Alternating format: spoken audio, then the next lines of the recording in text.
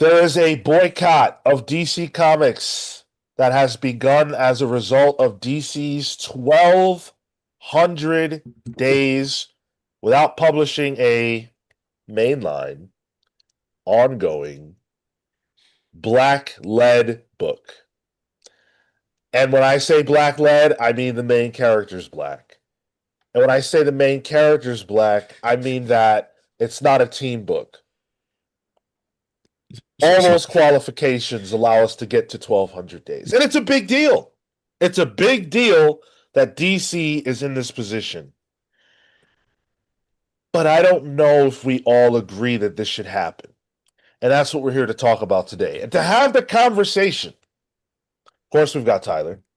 I'm going to sit down and listen. As you should. And we've got two very special guests today. We're giving our son Marco the day off. He needs it. Get well soon. Am I the mom? Love you, Marco. Yes. Swamp Thing came out this week. Okay. You know? All right. Yeah, he missed that. Tyler does give mom energy. I do. Yeah, I probably have a couple pairs of mom jeans showing up my fupa. Go on, Sean. We've got two Chris's on deck today. One of them you've seen on this channel before. Of course, we're talking about the boy Chris. What a boy wonder. Slow Flow Dameron. Brother, what is up? What is up? Happy to be on. Happy to be on. Love this show. Love this show. Thank you for being here. And then joining us for the first time is a pal, one of the boys who has ascended and joined the ranks of creators on YouTube, which makes him eligible to be on the show. What is up, Captain Chris? Did I meet the criteria? Is that what we're saying here? Yep, Yeah. that is exactly Dude, what we're saying. What a day for me, man. And I'm just picturing Sean having like a spreadsheet of Black Chris's that he can go to in these moments, like break glass in case of Black emergency. Yeah. What are we talking about this week? Okay. Was BJ not available? Like, what's happening here? Actually, no, he wasn't. He asked. I did. Good to know. But we will actually hear from BJ a little later. So everybody that's listening probably knows what is going on. You've probably at some point heard the news about this boycott.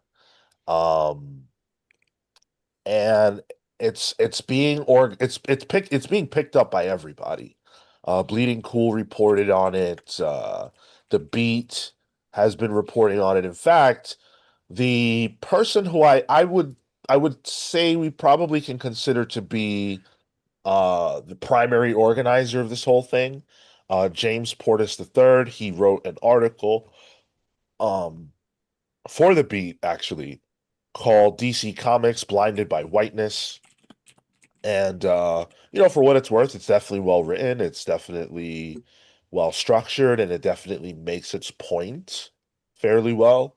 And in it, he outlines a few things that the DCSoWhite movement, which at that time had not reached the phase of feeling like they needed there to be a blackout, these were their criteria.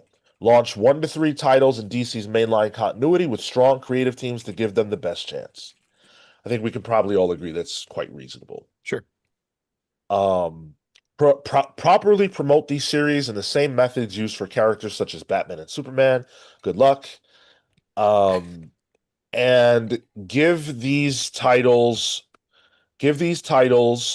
immunity from cancellation for 18 to 24 months in the same vein as Batman and Superman, so that fresh data can be gathered on their sales from multiple avenues like digital and collected editions, not just single issue pre-orders. That's not happening. Yeah, I mean that's not happening for comics in general. that's not even happening for Batman or Superman. Like there's I don't care what comic it is. If Yeah. you're selling so low that you're in cancellation territory, you pretty much don't have immunity. Although I will say I've called out Poison Ivy a few times for that. There's something there. Somebody, Someone's buying it. well, I am. I love that book, yeah. but I think G. now- Wilson must have some dirt somewhere, because if you look at on the charts, it's like, why does it still exist? And now it's like tied to a huge event too, which is good for the book. I'm enjoying it, so I'm not going to complain too much. Yeah, yeah. And I'm not even mad that the book exists. I think it's great that the book exists. It's just like if we're being honest, there's definitely, it feels like there's a double standard there. And so I think that Mr. Portis definitely does have a point in that vein. And I encourage everybody to read the article. I thought it was well written. But we did reach a point at which 1,200 days had elapsed since there was an ongoing comic published by DC for a black character in mainline. And if you go to DCBlackout.com, you can see what their criteria is and everything else. They say that since I Am Batman number 18 was published in February 14th, 2023, we have not had an ongoing for a black character. They go on to list all the books that people bring up in the what about X portion of this. Yeah. And right up front is Absolute Green Lantern, which they say doesn't count because she's black. Yeah, she's the main character, but it's an absolute. And this is what the website itself says disqualifies Absolute Green Lantern from being involved. This is a title in the Absolute universe. It is not a story set in mainline continuity. While the work of writer Al Ewing, as well as the different pencilers, inkers, colorists, and editors who have worked on this title, it is not a mainline continuity title and perpetuates a narrative that black characters need the cultural impact of Absolute to be successful. I think that I can say right up front that is bullshit, right? I think the fact that it's an absolute book is even better because it's their biggest line. Mm-hmm. Like, I'd say, like, in Yeah, go ahead. particular with that book, Joe was a character. Like, Far Sector was a book that, I read way too late when the hype was same. up, and Yeah. that was a book that I was like, I don't know about, and now I'm a Joe Mullen fan. But I get, in terms of like what the argument is, and I completely agree, is like, wait, there hasn't been one in mainline continuity in that long, and then when you started thinking about it, it's like, yeah. And, the point is, and, just to kind of present it, because, I've looked at like Jay Penumbra or James Portis' video, which is the fact that a lot of times, and even though Absolute's very hot right now, when it comes to those Elseworld stories, whether it be Ultimate, which we're seeing is ending right now, if there's a day where Scott Snyder decides, hey, I don't want to do Absolute Batman anymore, that universe could go. And, when it comes to mainline continuity, in the end, that's kind of like what matters long term. So I completely agree. There should be. And the fact that it's been 3 years and the last time it happened was a Batman book, it had to be Black Batman to get a ongoing series. I get it. So, but I do love Absolute Green Lantern, and I think using Absolute as a platform to launch, you look at Che Grayson on Absolute Catwoman. I don't think there's an issue with it, because I think, again, this is where all the new readers are. This is where people are getting to explore and see themselves. But I do think in mainline continuity, 3 years is a very long time. That distinction, however, is a bit problematic for me. Like the general idea of the lack of representation of these characters, 1,000,000% behind. I have beefed about this on Twitter often, especially with Mr. Terrific, and we'll probably get into it more later. But in this instance, with Absolute Green Lantern, I think this is kind of BS, because in a BS distinction, because, and I want to give a shout out to Lesbian Nightwing, Annie on Twitter who pointed this out, that the absolute line is not in Elseworlds. First of all, it's literally not sold as Elseworlds, but does not have the Elseworlds label on it. It actually has the DC all-in branding. It is a part of the main line, right? It is a part of the mainline storytelling initiative at DC. The absolute line and the absolute Earth literally stemmed from an event within the pages of DC All In, a major DC Comics event. And we literally saw Joe and these characters appear within the pages of DC KO, a DC Comics mainline event. So even though, yes, these stories are taking place on a different Earth, they are a part of the general DC storytelling. They are not just it's not some book over here that DC's pushed to the side. This is one of their biggest titles. And as Tyler alluded to earlier, this is also one of DC's biggest comics in terms of sales. This book is selling better than 95% of mainline. So to act like it doesn't exist so that we can maintain this counter, I think is a bit disingenuous. Again, I'm so conflicted on everything about this whole initiative, because on one hand, I am vehement that like we need more black characters, period. But we can't have these little caveats that don't actually really track with logic and reason in sales. That's exactly how I feel, because I think this is outselling all Green Lantern books, right? By a mile. Easily. Probably. Not even close. And also, it's like, let me put my woke hat on real quick. Woke 1, not woke 2. With like, this is a queer female black character too, that is managing to headline one of the biggest books in the biggest publishing initiative in comics, not even just DC Comics, which is a big deal. This is a bigger magnifying glass on the character of Joe Mullen than Far Sector ever was. So this is great. But like, I'm with you guys. Like, it's bad that there hasn't been a mainline thing, but it's hard to be like, all right, here's this whole boycott, but here are so many different caveats to it all, that it's just like, all right, you're diluting things then. I think there's a bit of that, but also like, I think part of like where the boycott comes from is like the frustration, because I think I saw like a really good TikTok that Kev on Stage had put. It's like, hey, like, people tell you to support all these books because you'll see more of it. Like, hey, go see, Sinners because we want to see more Sinners. It's like, even if it's successful, like something like the Dakota incident, which gets a second printing, it's like, yeah, we got more static by him being put in a team book, but where's the static book? We went out and supported this, and, we're not getting more of it. So I think there is a sort of being like, okay, like, we try to be like, hey, by the way, there's been, 900 days or 1,000 days when it first came up. Yep. And now we're at the point where all these next level books are getting announced, including, some like a Jonah Hex book, a Dead Man book. And it's like, wait a minute. I think we skipped a couple people to get all the way down to Dead Man. So I can get where the frustration is. And you're like, hey, let's be a little bit more, loud and just make sure that we're, make people uncomfortable. But I do get where, hey, when you have all those caveats, it's very easy for people that are detractors to be like, what about this? What about that? And it just, again, dilutes the whole thing, as you were saying. But I can understand where people got to this point where they feel like, hey, you have to hear me now. Like, we were, it was like we were talking like nice before, but now I have to be a little bit more. We've escalated direct. things. Yeah, exactly. And I think that's good. But the thing about comics is that it is a huge, like, these are big corporations, especially DC. These are big corporations. There's a lot of gears in these moving parts, and they move slow. We like the Absolute books took 4 years behind the scenes before we even saw light of day of them. And I know Snyder is aware of this. I think DC is aware of this. Whether or not that is because of the Dakota incident, I'm sure that definitely helped.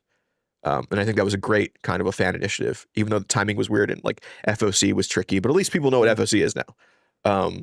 And like, I think they're definitely aware of that. And I am pretty damn sure this number will be reset relatively soon. Yeah. I mean, you'd hope so. But again, I'm just saying we've interviewed people who have teased things. Yeah. As slow as things move, Dead Man. Yeah, well, and so there's like, two things. I love some of the Dead Man comics. I love some of the Dead Man comics. But who was waiting for that? Let me jump in here. Sorry, let me jump in here. Yeah. I just want to grab these super chats. Just Unseen with the 9.99. Thank you, brother. Says, as a black man, I don't like this boycott because it specifically excludes titles like Absolute Green Lantern and potentially Absolute Catwoman, which I feel are more culturally relevant than mainline at the moment. Love the show. Thank you so much, Just Unseen. Really, really appreciate you. What do you guys think about what Just Unseen is saying about the cultural relevance of the Absolute books versus mainline at the moment? And I really want to especially hit on the absolute counterpart to mainline. So like we've said, Absolute Green Lantern sells better, but does it also feel more culturally relevant? I mean, think it so for has- sure. yeah. Yeah. Go Oh, ahead, for Chris. sure. I mean, I'm reading that Witch Curse. It's just, Oh, damn. See, this is the issue I knew we were going to run into. Yeah. Yeah. Well, How no, I was about- just gonna say really quickly. I've spoken enough. You could. Yeah, I was gonna say really quickly. No, like that. The cultural relevancy. It's because the reach is bigger. Yeah. Like Absolute Joe Mullen has probably reached more readers at this point than mainline Joe, which is a crazy thing to say, but it's just go look at the sales. Like we're talking about a book that is routinely top 10, top 15, top 20, and whatever sales charts you look up. Absolute Green Lantern. I mean, all the variant covers are black as hell. It's Joe, right? On all of them. And now we're getting a Absolute Catwoman book that is written by a woman of color, starring a woman of color, and is going to be seen and read by more people that are currently reading mainline Catwoman by a mile. So to making that distinction that these books don't count, just it's so frustrating. Again, we do need more books just in general across Elseworlds, mainline, miniseries, ongoings, whatever. But why are we acting like these don't count? And also that with this boycott, that we're just not going to support them, which is a whole other thing that I kind of want to get into, which is this idea that this is a blanket boycott of all of DC. That means that all of the black creators at DC, like Morgan Hampton, Dennis Cowan, Stephanie Williams, Edwin Gallman, Marquis Draper, the editor, and this was literally said in the video about DC Blackout, like basically screw y'all. Like, unfortunately, we can't support your books because we're not supporting any DC. Which The I just ones- again, it's The ones we so just problematic supported in the Dakota incident push. that we pushed and made Yeah. a movement about we can't support you now because we've escalated this boycott or escalated this movement to something much bigger than it was. So that's an excellent point that I want to hang back on for just a moment because I want to introduce the. So we are in the blackout phase. It's been 1,202 days now, and there were videos released by the primary, I guess, creators and organizers of this. I think that's probably fair to say. I don't want to speak out of turn for any of them. And I also want to say that what we're doing on our end, has nothing to do with attacking these people, with trying to start any drama with these people. We're doing our show, and we're reacting to something that's happening in the industry, and that's the point of this. So this is not going to turn into a bash fest. That being said, I watched the videos. You knew that was coming. Well, no, because I watched of the course, of course. videos of the creators. I watched JP's video, Portis, and his YouTube channels, JP and Umbra. Just a little plug for him. Of course, Blurred Without Fear, Ernie's involved, Captain Diesel, Dr. Coyote, Zella, Orange Phoenix. They made videos about this, and they each expressed essentially the same point, but from their own perspective about what's happening. And there were a few things echoed across them that I think are worth highlighting. So we talked about and now these are not recommendations. These are the things that they say need to happen in order to end the blackout or end the boycott. We talked about the 2 to 3 black character focused teams. We agree with that. Black creative teams. Captain Chris just laid out multiple black creators at DC and Marquis Draper, a black editor at DC. So, but okay. Promote the books, sure. They want DC to communicate about FOC better. That's a part of their, demands.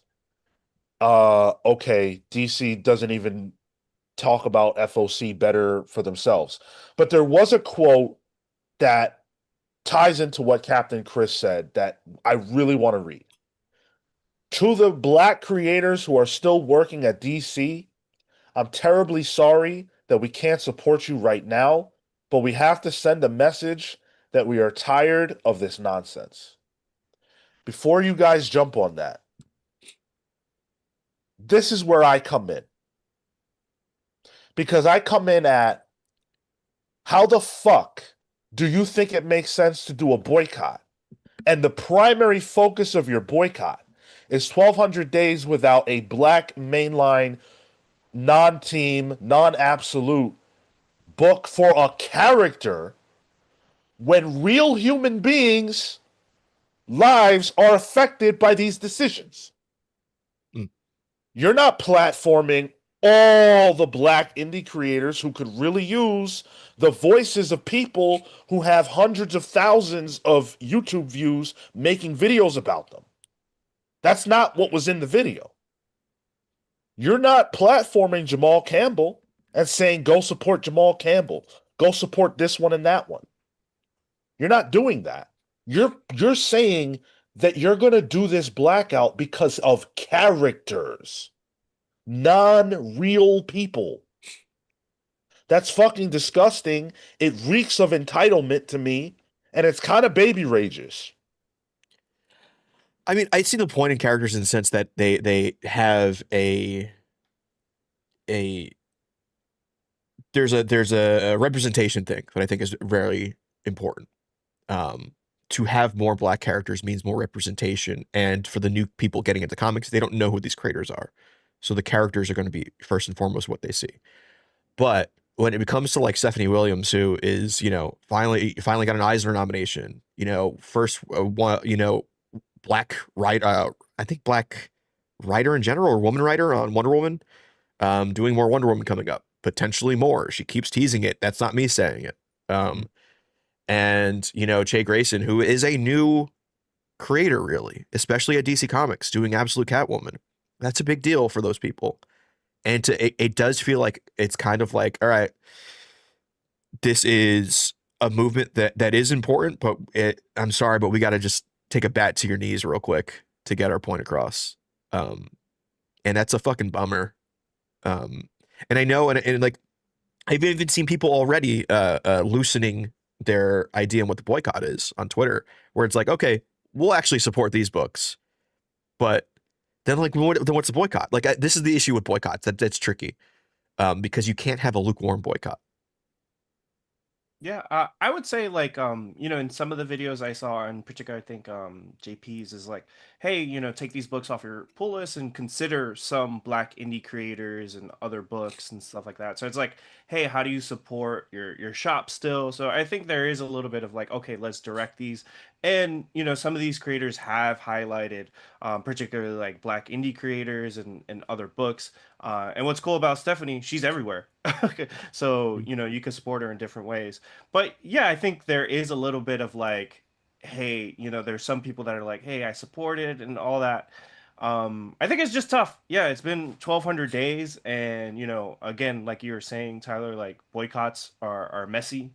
Yeah. I think with the website and the videos, they try to kind of be clear in terms of like what their demands are, what they'd like to see in that. And I get it because in particular I was really frustrated when I was supporting Mr. Terrific year one, and I was like, oh, this could be like a Swamp Thing if I buy 3 covers and I'm talking Mm. about it online, this book maybe get extended, or at least I'll see Al Letson on another book or something like that, which hasn't happened yet. Yeah. So I can completely understand the frustration where, you feel that, hey, I'm actually supporting you financially. I think I'm doing the right thing by supporting these books because I want to see more of it, but I'm supporting it financially. I'm supporting it as a creator. And I'm still not getting these things. And for, these creators, I don't think they really get much of a benefit out of it. Yeah, there's a little bit of, may seem like entitlement.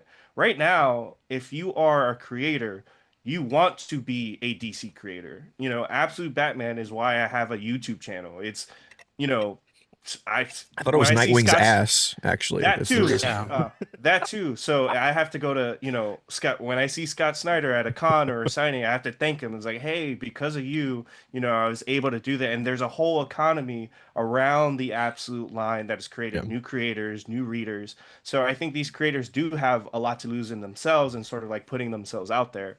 So I think again, it's a tough position to be in, but I've even been frustrated where I felt like, even when Blue Beetle came out, I was like, hey, I was supporting Graduation Day. And then when it became a ongoing that was only for 11 issues, I went to the movie and, I don't see more of Jaime. So I think, again, I understand where the frustration is. And when it comes to like the cultural relevance of it all, like it's culturally relevant now, but we saw that with like the new 52 where, things can reset and all that. And these are like DC in particular has a wealth of characters that they could pull from. And like I said, when you're looking at the next level books, you know how many people they had to skip to get to, All right. Jonah Hex. I can't keep letting you say that, bro. Let's talk about next level because that Yeah, point just doesn't hold water. of course. The creators were asked, who do you want to work on? Mm-hmm. And even the black creator, Jamal Campbell, chose Zatanna. I mean, Zatanna's a top tier cat. I'm not saying anyone skips Zatanna, but No. My yeah, point is not, and my point is that they didn't skip to Dead Man. yeah, Like the creators were at when we always talk about creator forward. yeah. If you ask the creators who do you want to work on, and they choose who they like, they choose who they're interested, they choose who they grew up reading, they choose whatever.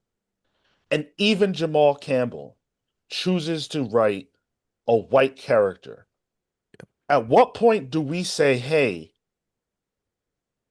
creators want to write who they want to write, and we don't get to say, you don't choose that. You, Scott Snyder, you better choose to write Black Lightning, or else fuck you. You know? So Kurt Wildschut actually has a great point, which I was eventually going to get to, is this media representation is a labor issue. This is an issue with comics at its DNA that has not changed because the people who make the decisions have not changed in terms of like, yeah, Jim Lee's there, but they are mostly white people. And the fact, like, once you are in a place where the head of the table has, a little more racial diversity, then these things are not even decisions that need to be made. They're organic. Yeah. It's like the fact that, these are, creator-led choices, and Jamal Campbell's picking, Zatanna. Like, first of all, Gooners understand, but also, like, it's because those characters have had a publication history. It's because those characters have been around for so long that they have fandoms and they have people who want it. It's just a continuing chain of it being the DNA at its core. There needs to be a distinctive break in that chain and in that DNA. And I think that is hiring people in editorial, hiring people in non-editorial, like higher up, like publishers and stuff like that are black, that are queer, that are women. That leads to this change organically. I don't think Scott Snyder was like, hey, we don't want black characters. Scott Snyder was like, hey, creator forward stuff is working. What do the creators want? Of course, the Ice Cream Man team is going to want a horror character, and it's going to be Dead Man. Like, that makes sense. And that's why I think, of course, that Stephanie Williams is pitching Vixen, because that rules to her, And I think when you make those changes from the top, and it's not creator changes that are character changes they're making, but changes from the top in terms of who is in power and the labor side of things, then these changes happen organically without us even thinking about it. Then Snyder can put creators that are well known, that can be black, who might find black out, like fucking, I don't know, Icon will probably have a great book from somebody who has a story to tell with that. So I do think it's a deeper issue than just like, hey, make them. For sure. Yeah, but can it's I- a harder issue to fix. That's the thing. What I'll say to Sean's point, like also like for sure, I think the books, the quality is the fact that it's creator forward. But you can seek out those pitches, like how many, again, there's a very public Vixen pitch from Stephanie Williams, hey, have we spoken to Morgan Hampton about what he wants to write, especially with the good work he's been doing? So that's where it's like, hey, like, and also I think there, even with creator forward stuff, there is a business aspect of it. And I think Sure. when we're talking about this on, what I love about this show is like there is this sort of like this always like, hey, this art and this commerce side. So it's like, hey, again, I like some of the Dead Man comics. I'm just saying that there's an ability to be like, okay, how do we seek these out? Like when I used to, do more interviews for like journalism. One time I interviewed a filmmaker, and she was talking about like, off like after we finished the interview, because we were talking about like representation and stuff, and she was talking about how she was, working with this producer, and she's like, oh, and he's like, oh, I can't, really find any like female directors, and she's like, dude, I could give you a list of 10 people Yeah. right now off the top of my head that I can give you their. So it's like, again, I think there, like Tyler was saying, there is an institutional aspect of it. It's like, hey, is it because they're blatantly being like no black characters? Maybe there's a little bit of ignorance, but when the issue is like raised to you and being like, hey, it's been 1,200 days, hey, let's put something together quickly. And, there's a bunch of pitches that we have that seem interesting and stuff like that. So, again, as someone that has supported these books and felt that there should be more, I get it. The timing of this boycott, the word I keep going back to is counterproductive, because very quietly, well, for a couple of reasons. Number one, this boycott started on May 28th, which was, for purposes, was the 1200th day of this of the Since I Am Batman, and there was no lead up to this, right? It was just May 28th, here's the boycott, which is really unfortunate because I don't know if you know, there's a Pride miniseries launching in June that we are now being told to boycott, right? Because we're boycotting all of DC. So unfortunate, number one. Fortunate, number two, there has been very quietly, and I know that people want things very quickly, and it sucks how slow it can seem that comics move and react. But we are actually, I feel like, to Tyler's point, we are seeing a very slow, steady progression and organic movement towards seeing more black creatives at DC in positions of power. A couple of things. Like I mentioned earlier, Marquis Draper, as an editor, is really making a rise within the company. He was the one, if you don't know, who spearheaded getting Static into DC KO Kids Are All Fight, which of course was relevant to the Dakota incident, and now we're seeing Static in Titans. Obviously, we want a Static book, but we went from not having Static for 5 years to now actually getting Static in events, a crossover book, and a team book. Not just that, we are now like a month away from the Wonder Woman title for 2 months being written and drawn by a black creative team. Stephanie Williams and Clayton Henry are going to be on Wonder Woman. That's freaking huge. We have a black dude currently writing Green Lantern Corps. Dennis Cowan, a freaking legend, is on Nightwing, one of the biggest books at DC. Like, what I'm saying is, I'm not here to just say, yay, that's good enough. Like, we need more.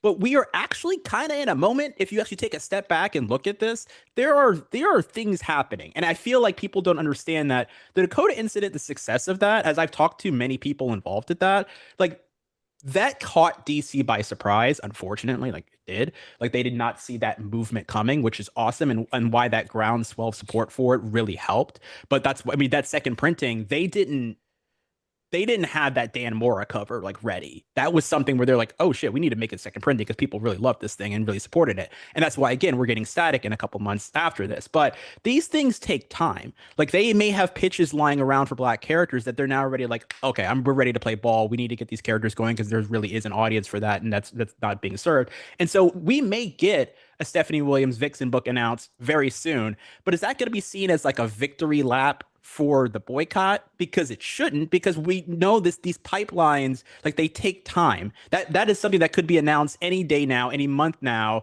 and it may have been something that was already baked in like weeks and months ago. It's just that's where it was in the roadmap of time. And I just feel like the timing of this right now, and saying that we're just not going to support this literally growing thing that's happening at DC, that's literally happening right now, is just wildly, like I said, unfortunate. Let me grab some super chats. You guys are being very, very great in the comments. I appreciate the nuance, and I appreciate the respectful discussion. We've got the most views we've ever had, so apparently this is a hot button topic. Thank you for coming. Might And explain if a we lot. keep it, Yeah, if we keep it respectful, we can keep this conversation rolling.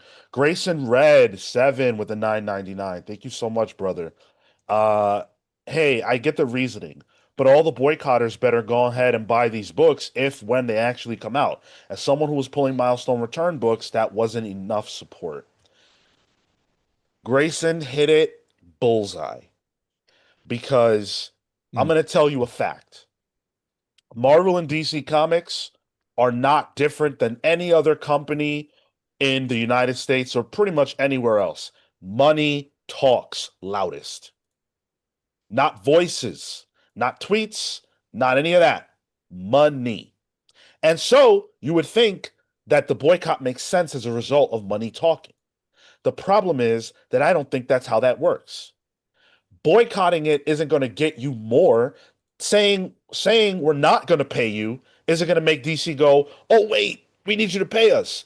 Supporting what they've already tried to do the whole way through is how we get this to happen.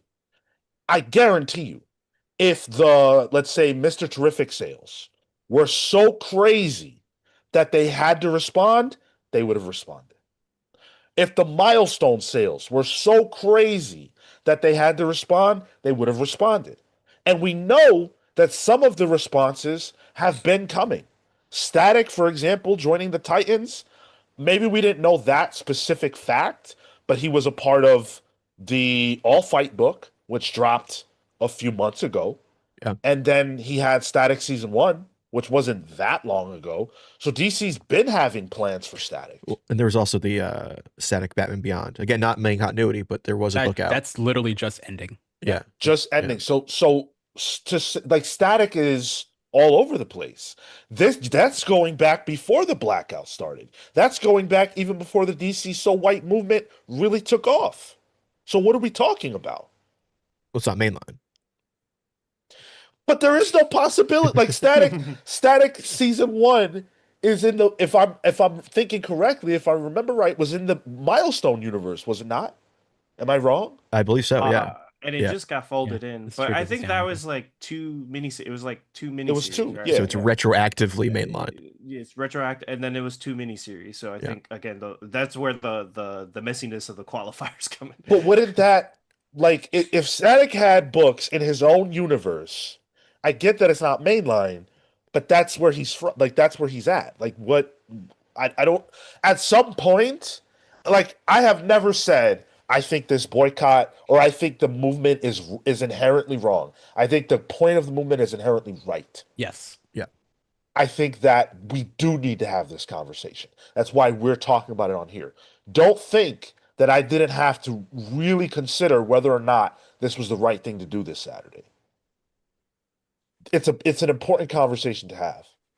And we need more Black representation. When Black Panther movie came out, I saw the impact. We all saw the impact. We talked about the impact. Yeah, I was saying Wakanda forever all over the place. Brother, I mean, come on. I mean, look at the helmet behind me. I mean, my birthday is Juneteenth, so I think I might actually have something to say. But at some point, The White Wolf. The My White brother Tyler. White Wolf. At some point, for me, this has gone off the rails. And it's become, and I'm going to be really blunt right now, and if it affects people, that's on them. It's become what feels like a grift.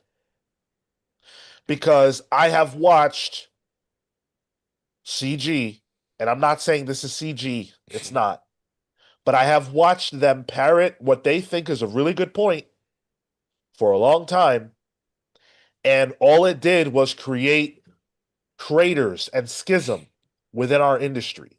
Because when you make your point about tearing something down instead of building it up, it creates barriers and it creates gatekeeping.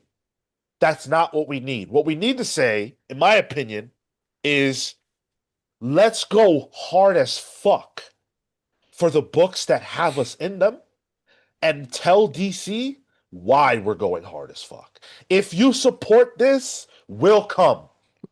Which is the Dakota incident method. Yeah. Which surprised DC and it worked. Yeah. And I thought was fucking phenomenal. Can I offer a suggestion or an alternative? Why don't you, instead of boycotting literally not just all of DC, but again, all the Black creators, queer creators, women, everyone at DC. Why don't you go out and sell the hell out of all of the books that are out there?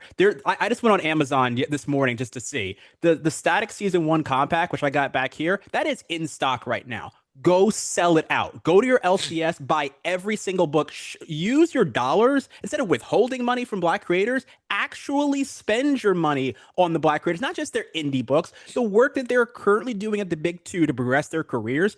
Go and support them right now in overwhelming fashion. Go and buy every single trade for Morgan's Green Lantern Corps. Go buy and snatch up every single back issue of Stephanie's Wonder Woman books that she just did, or any other creator at DC. Like that's the kind of positive momentum that I want to see. That, again, to your point, like that we saw that with the Dakota incident. You sold it the heck out, DC noticed, and now they're making moves. I think that the issue that always comes up here is FOC, and like how like people don't know like that buying the comic at your shop doesn't mean shit unless your shop is actually ordering them in larger amounts. So like Stephanie Williams's Wonder Woman thing, we should be running those pre-orders up, you know? Like that's imminent, and I believe it's not FOC yet, so I think you can still order that shit. That's I think part of that's the demands is promoting FOC more, you know, just because a lot of people. Oh, I think the comic industry in general that's should. a general. That's just not. That's I not a agree Black with thing. that. That's a general comics problem. And you know, a problem I think in comics, and sort of like one of the pitfalls is like, you know, the 12 to 18 issues. It's like, you know, even, you know, as we're talking about those next level books, like you look at, you know, Firestorm, which is like probably the best of this new wave. I think it's only getting 9, and they got extended from, you know, its initial orders and stuff. So I think the comic industry in general, if you look at Marvel, every book is a miniseries. There's no such thing as an ongoing. That's Marvel one of the right other now. things that was like a sticking point for me. It's like, oh, we want an ongoing. I'm like, what is an ongoing in 2026? Let's be real here first. What does that mean? Because is a 12 issue an ongoing if it gets canceled at 12, or is that just a retroactive maxi series? You know? Exactly. Yeah. So I think that's tricky. Sean, I think we missed this super chat above the one we did. We've missed quite a few. I'm trying, but every time I read one, it results in a larger discussion. Can I get to the Uncle Sam one? Because that's one I could probably read. Please do. He said representation is important because those characters are fictional. Supporting Black creators now is the only way we get more Black creators in the future. And might I add, supporting Black creators now, we also get more Black characters in the future too. Mm-hmm. Agreed. Agreed. Let me hit a few more since we're hitting them, and we're gonna get to chat too, non-super chatters. This is not a show where we don't read the chat. It's just a big conversation. Jay Sage with a 9.99. Thank you. Wagwan Mandem as a ninja. I'm conflicted because the caveats are vexing, but it shouldn't have got to the point of a boycott. Ivy and Hex having books, but Vixen can't. Firestorm could have been Jason. It's tough. Okay, so on Ivy, I've said it a million times, and I agree. And it's not putting that book down. It's a great book. It should exist. Mm-hmm. But I think if that book can get the kind of rope it's gotten, that's a clear indication that other books can get it too.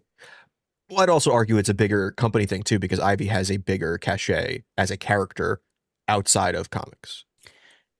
Which is it's another Static, issue with the top, you know, the top down being a thing. But yeah, Static also had a huge cartoon. Like has a huge cultural impact, I think, for the future of the company in terms of like, hey, creating stories that could be adapted into maybe a future animated series or movie. But they're doing things with Static.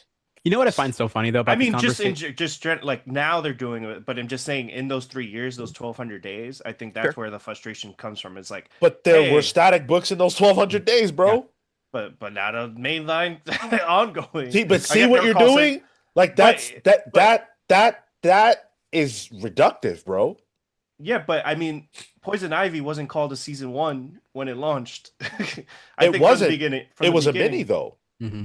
Yeah, but I mean, again, there was planned to be a season 1 and stuff like that. I'm just saying, I think Static, you know, in general, now I think there's things moving. I wouldn't be surprised if a Static book gets announced in a couple days. As Chris was saying, like, these things are moving, but I think where, again, the frustration comes from is like, there are books that have gotten that rope, and it shouldn't have gotten to 1,200 days. Yeah. That's all. It's funny I though that completely agree. we always talk about Poison Ivy in this conversation, despite the fact that like that book I think won like GLAAD awards and has been like critically acclaimed and successful in its own right. But then we don't talk about like some other books that aren't critically acclaimed that seem to get a lot of rope, like Harley Quinn or other characters that don't apparently sell very well based on all the charts that we have, but we somehow don't talk about that. It's so irrelevant that we don't even talk about it in this conversation about books that don't sell well. But yeah, I mean, at the end of the day, like the sales thing, and this is something I 100% do agree with in the write up of a DC Blackout, is that the lack of transparency when it comes to sales is a thing. Like we can't be told, oh, this book's not selling well, but then there are books over here that no one talks about that seem to continue to get published and get, hit 10, 20, 30 issues when we don't really know what the sales figures really are. It's not as clear cut as saying like, oh, I can look up the box office numbers of this movie and see exactly how much money this movie made at the box office and know that it did well or didn't do well. But in comics, there's just no visibility on that at all. We have to piece it together. We have to be like, okay, let's look at Amazon, let's look at Bleeding Cool's like top 10 list, and then sort of like put those numbers together. And you who knows, gotta know the like, secret handshake to even pre-order things correctly. Exactly. Hey, how well does this sell in trade? How does the trade affect the longevity of a series and all that? Or does it at all? Yeah. So I think there is a something that the movement has spotlighted that does not just affect, Black creators and Black comic characters, but like, hey, like, how do I get any character book to kind of go on beyond 6 issues or, whatever. So I think it is frustrating. Because even the internal marketing for DC Comics is like, hey, we'll have a back, preview pages in the back of an issue, but that's for the issue that comes out next week. Mm-hmm. Like, sure, that can help you decide what you want to buy at your comic shop. That doesn't affect the sales though. And that's like their only real marketing tool is internal marketing. And I think marketing is an issue with comics, but it's a comics in general thing. Marvel, I can't remember the last time Marvel marketed a book to me. DC preview catalog exists for solicits, but I don't even pick it up. Don't get me started on Marvel. Solicits. Yeah. You have to, read your story between the ads these days. Yeah. At least DC's been integrating their panels into the ads with Superman. But yeah, it's just like there is just a trickiness in what matters. And like if you read digital, who gives a shit what you think? Yeah, I mean, who knows like where those sales are, how those are affected. But and again, to the marketing thing, DC, they just started their DC Comics Instagram, like a separate Instagram, like a year ago. So they've done like things to kind of like integrate more. And then, to kind of like the point of like one of the points in the Blackout is like, hey, how do we market all these things? You guys run a show. How many times does a publisher reach out to you? And, how many times is it you FOC, just directly reaching out to the creators themselves so that they could spend their off day on your show to promote their book? I will say the only ones that reach out with FOC in mind are the creator-led indies. Yeah, exactly. DC or Marvel is not reaching out for FOC. They don't have to. Exactly. They don't need to. FOC as a concept is not something that Marvel and DC are terribly worried about. And that's something that fans don't understand. Marvel and DC are not affected by your lack of understanding of FOC. They're just not. They sell to stores. They do not sell to you. We're not the customer. That's why they don't market to you. DC and Marvel literally at almost every con spend time with retailers. They don't spend time with you. They don't even need to have a booth for you. Yeah. I mean, that's the problem. There have been years, but it's not a problem. It's not a problem for them in the sense that you're not their target. You're just not. In every other medium, you would be. But in comics, you're just not. Yeah. Your comic shop, your local comic shop is the one who should be selling something to you if need be. It's like and this is not great, but it's like the United States, right? The way representation works here. You have a senator, right, who is your representation in Congress and in government. You don't get to have an individual say. You can vote, but the person who is most responsible for what happens based on what you want isn't you. It's your representation. Your representation in comics is your LCS. And it looks like the Ellisons are going to be controlling both the government and DC Comics eventually too. So not necessarily wrong. Jay Sage with a That's 499 for another show. Yeah. representation. McFarlane just dropped a Bloodwind figure, and it makes me so happy. Like when I found Sunspot as a kid. You don't realize till it happens. That's a good point. And there are some people for whom that can never happen, who will never understand what you just said. Electrics with the 50 SEK. Thank you, brother. Excellent discussion, guys. Just some support to get us closer to a GOAT game. Well, we are 9 out of 10 on our goal, so thank you. And we're 3 away from 200 viewers. That's crazy. Tell your mom and dad. MD Johnny with the 499. Thanks for having the conversation of a moment. What a great time to be a reader. I am undecided. That's valid. It's valid to be undecided.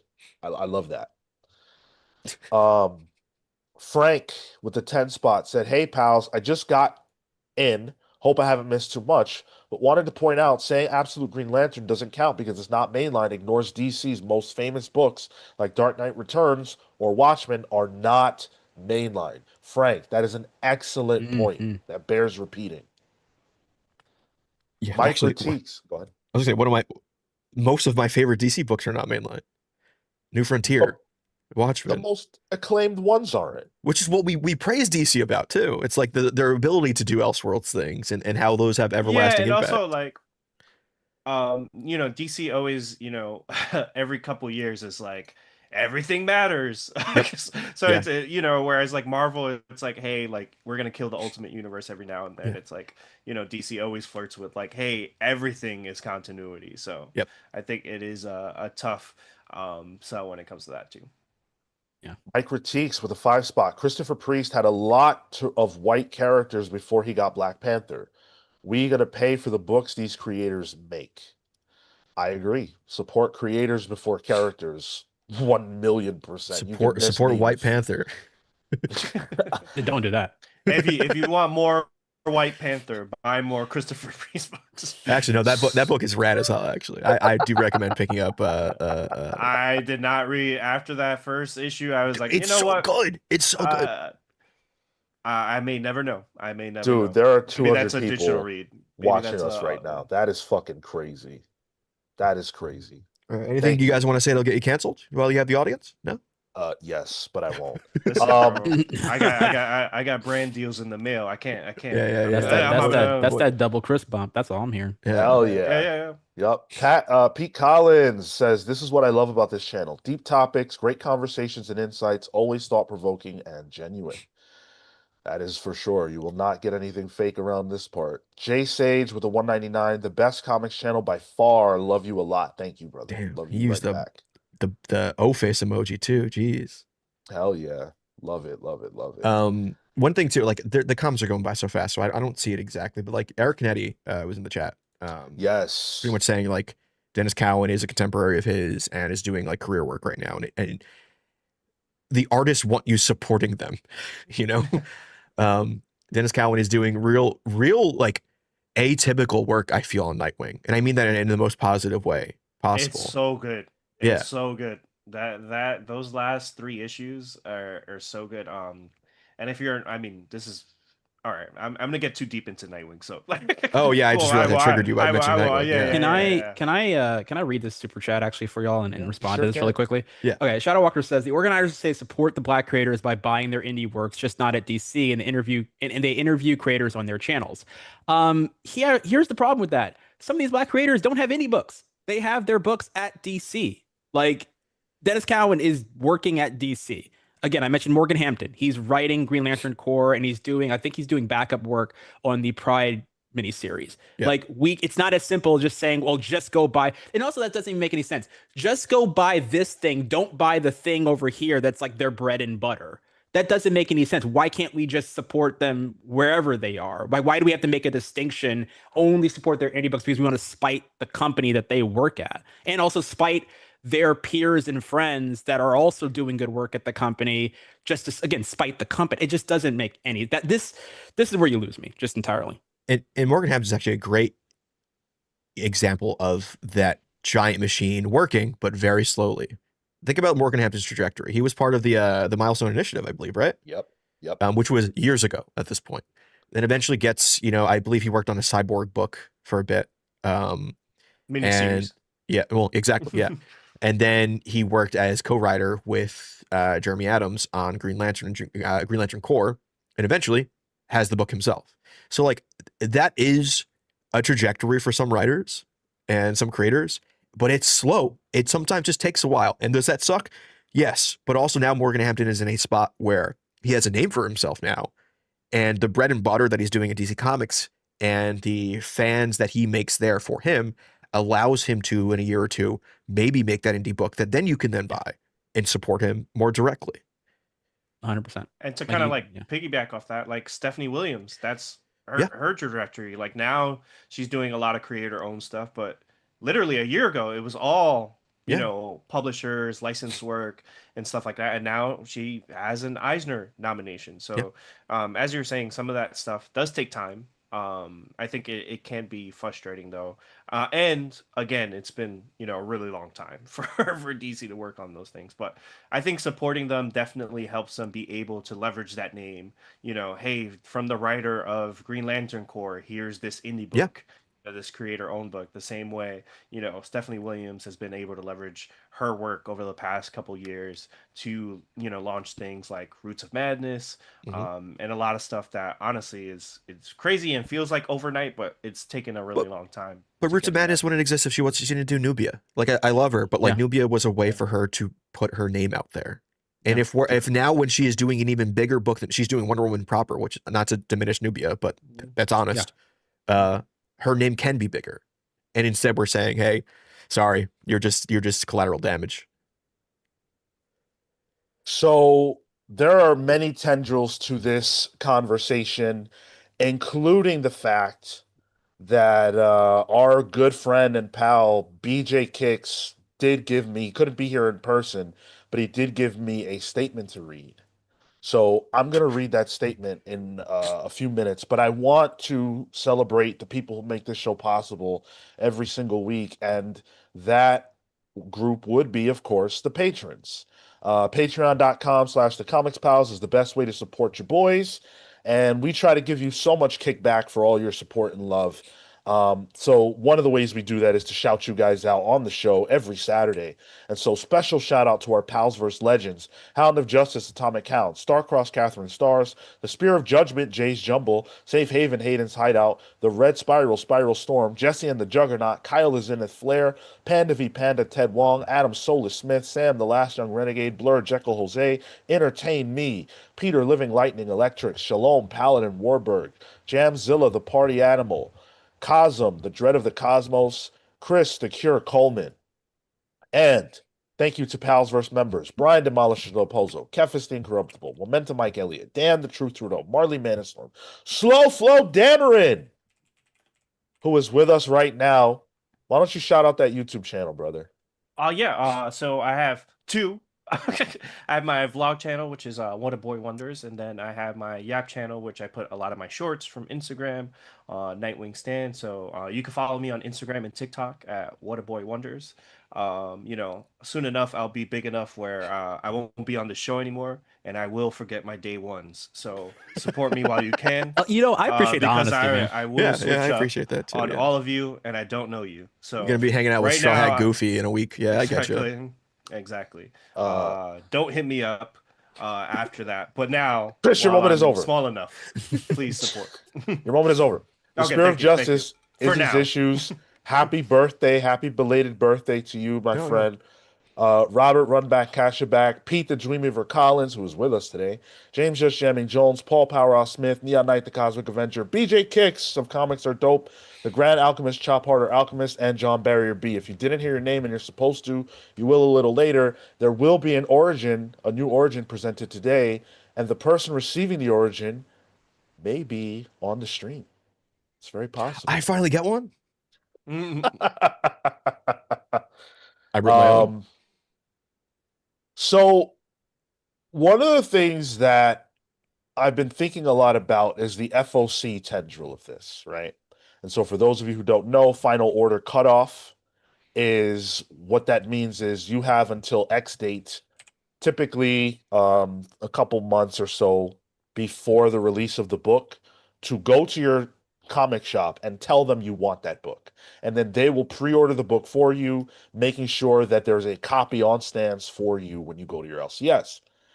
And this organization is saying that they want that fixed because that not being clear leads to our dollars not actually directly supporting the books that we're trying to support.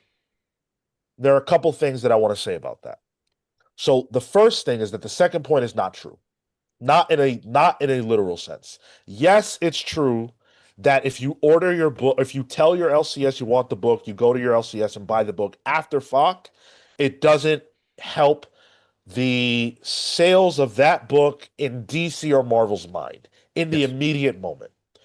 But what it does do is it tells your LCS owner, the person whose dollar actually counts the most, that you want the book because you came and bought it. So if there's a new Vixen book, for example, and your LCS has 10, and all 10 are sold because people go organically go grab it and pick it up off the shelf, and there are no more. The person who runs that LCS, if they're smart, they're going to go, oh, well, this book's sold out. So issue 2 or whatever, we got to order more. Yeah. So now they go and they order 12, and then the 12 sell out. That LCS owner goes, oh, I'm going to try 15, and so on and so forth. So it is a literal lie to say that your dollars do not in any way impact the sales of a book and how they're counted if you don't pre-order it. It's a problem. I'm not saying it's not a problem, but I'm saying it's not true to say that they don't affect the sales at all. But the other factor that I have to mention is that if you are saying that you want to change the system, but you are also saying you want people to remove their dollars from the equation, you are telling that LCS owner the exact opposite message. That point's Because true. when the book is on stands and you don't come and buy it, all your LCS owner is being told by you is that book ain't hot. And there's no reason to carry it. The other thing, every LCS owner I've seen is not tapped in online. Like, I don't know if they know this boycott's happening. All they're gonna see is that people aren't buying the book, so I'm not gonna order it. Yeah. And I think they're like, you're right, Sean. There isn't a direct, my money to DC Comics understanding there that is immediate. It has a longer tail, and it is dependent on your comic book shop. And I think the fact that DC or even Marvel, big two publishers in general, are making decisions faster than that long tail can really tell them data is the part that as a fan can be upsetting or hard to understand or frustrating. The fact that, like, I am trying to make this happen, but you've already made your decision. So how can I do anything in the immediate to fix that? And what the only answer to that now is teaching people about the secret handshake of how to pre-order comics, which is a pain in the ass. So I understand the frustration there, but I'm fully with you on your second part, where it's like, now you're telling them to do the exact opposite thing that you told them to do for the Dakota incident. And also, like, the way shops work too is like, there's a print run. So like if they sell out of a lot and more people want it, they'll go to the distributor. Hey, do you have more of this book? Yeah. Send it over here. If they do more of that, what does that mean? Hey, that tells them and the publisher we need a second printing, which happened with the Dakota incident, because if you look at the timing of the announcement, it was after the release of the book. And we've seen it happen where if pre-orders are really big, it's usually announced like a week, 2 weeks before the Pretty book soon even after. comes out. Yeah. So, in terms of like how they were caught by surprise, I bought 4 covers. I went to 2 signings of Joe Village. So I know I did my part, but a lot of that kind of came afterwards. It was like, oh, even the shops were probably surprised, ordering more. And then it got to the point, that's how you got a second printing. That's how we get static in Titans. So I think, yes, like their FOC is very problematic, but if you do, there is a way that that dollar does get counted if you do go to your shop. And comic shops, unfortunately, are very archaic in that everyone even the most sophisticated comic buyer is a creature of habit. Yep. If that book that you really love, let's say it's an absolute book, an absolute Batman, you're not going to the shop for that. You're not buying anything. You're not buying the indie book. You're not buying, the Marvel book. So it is a weird industry to even launch a boycott because it's like, hey, honestly, not that many people are buying most of the books. And people are creatures of habit where it's like, hey, if you don't go to the shop for one book, you're not going to go for the others. Let me just grab this super chat right fast Yeah. from our man, Pat Zay, 499. Love this dude. Officially been outside 52 episodes. Been an amazing year with my pals. My boy Chris on the screen. Sean, Tyler's favorite Sopranos character is Janice. That's not true. That's not true. Hold on. Is that true? No. I did question her titty tattoo and how continuity wise are they going to keep painting that on. I only just started season 3. No spoilers, okay? But her titty tat. It was. They'll explain that later. It looked hand drawn. I'm like, there's no way they're going to keep drawing it the same way constantly. Hey, Man, Pat, fucking that show rat. business. Damn. I told him I was a fan of Big Pussy. All right, jeez. I want to add another voice to the conversation if we can. Sure. And that's the voice of BJ Kiggs, who is I would say one of the premier Black voices in our space. My favorite comic book YouTuber and a good guy. And this is what he had to say about the DC Blackout boycott. My thoughts on DC Blackout, Comics Pals exclusive. Nope. Oh, snap. Yeah. Did he write that or did you say? No, he wrote that. Yeah. Okay. I just want to be sure, you're not putting words in his mouth. But... Nah, I would never do which that. is a wild thing for BJ to give us after Sean said he was in cahoots with Osama bin Laden the last time he was on the show. Well. Whoa, there goes my brand deal. Hasn't been There you go. Yep. So here we go. Recently, several members of the comics community have rightfully called out DC's apparent unwillingness to include representation of Black characters in the forefront of their publishing slate. It's true that historically, DC's Black characters have been relegated to supporting roles in ensemble books or miniseries that never get expanded. Meanwhile, the audience is hungry for content. For proof, look no further than the feverish response to the Dakota incident, or the thousands of impressions garnered by my own clip of Eisner-nominated writer Stephanie Williams' pitch for Vixen in our recent interview. Given Stephanie's recent assignment on Wonder Woman and Che Grayson's upcoming Absolute Catwoman launch, I'm confident that DC Canon will right the ship. But let's be clear, fans want to see a commitment to a robust, diverse lineup of characters and creators. An ongoing series and mainline continuity is a great way to show that commitment, as opposed to the miniseries we've been getting for years.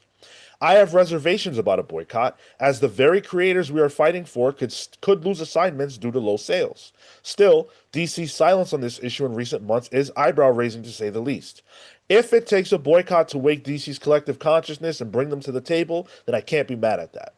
In the meantime, I'll continue to do what I've always done. Celebrate the comics I love and the creators that bring them to life, being sure to amplify as many underrepresented voices as I can along the way. DC Comics is the undisputed leader of weekly periodical comic sales for the first time in over half a century. This is a tremendous opportunity for them to lead by example. The entire industry is watching. That's what BJ had to say. Can't add on to that. That's literally perfectly said.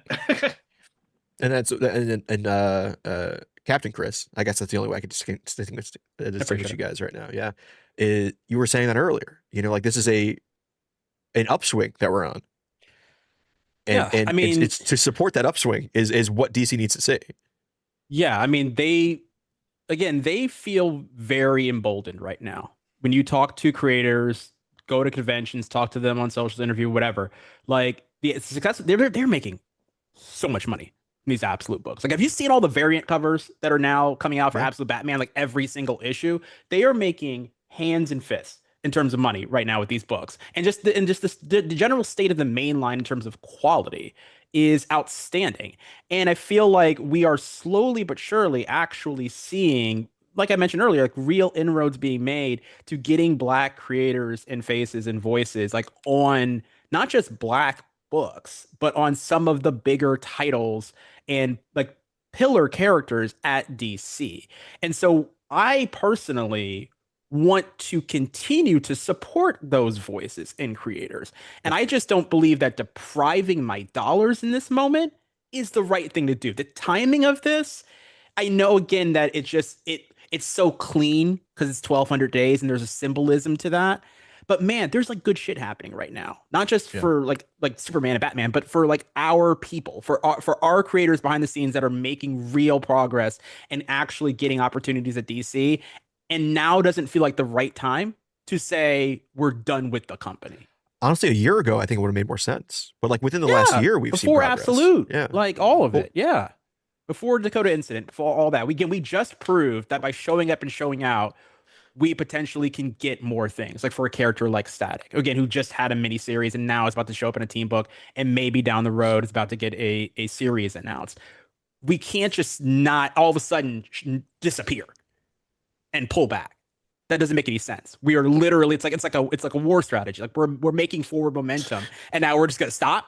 We're gonna go home. You got to go back to the advance crib. forward. Like that doesn't make any sense. Yeah. And what's been really cool, and I'll say about, kind of the timing thing is that there are a lot more diverse voices in the content creation space that highlight these books. Captain Chris, your Twitter is awesome. You've interviewed creators. BJ has created a huge platform to do these things. Just in the TikTok and Instagram sort of like comic space, sort of participating in that. There's a lot more female voices that are a part of it. So I think there is a much more robust system to kind of support these books now, and hopefully, again, as time kind of goes on, it's much bigger because I've been participating, whether it be as an audience member or a creator in the space for a while, and it's been really cool to see some of these voices be elevated and be in a position. So it is a little bit of like bad timing because I think this is the time to kind of like, again, continue to build on that. I wanted to read a comment from Julian Thomas, who asks, when is the appropriate time for a boycott? And I think that when you're talking about comics, to make your boycott felt is very challenging. For a lot of reasons. FOC is a part of that reason.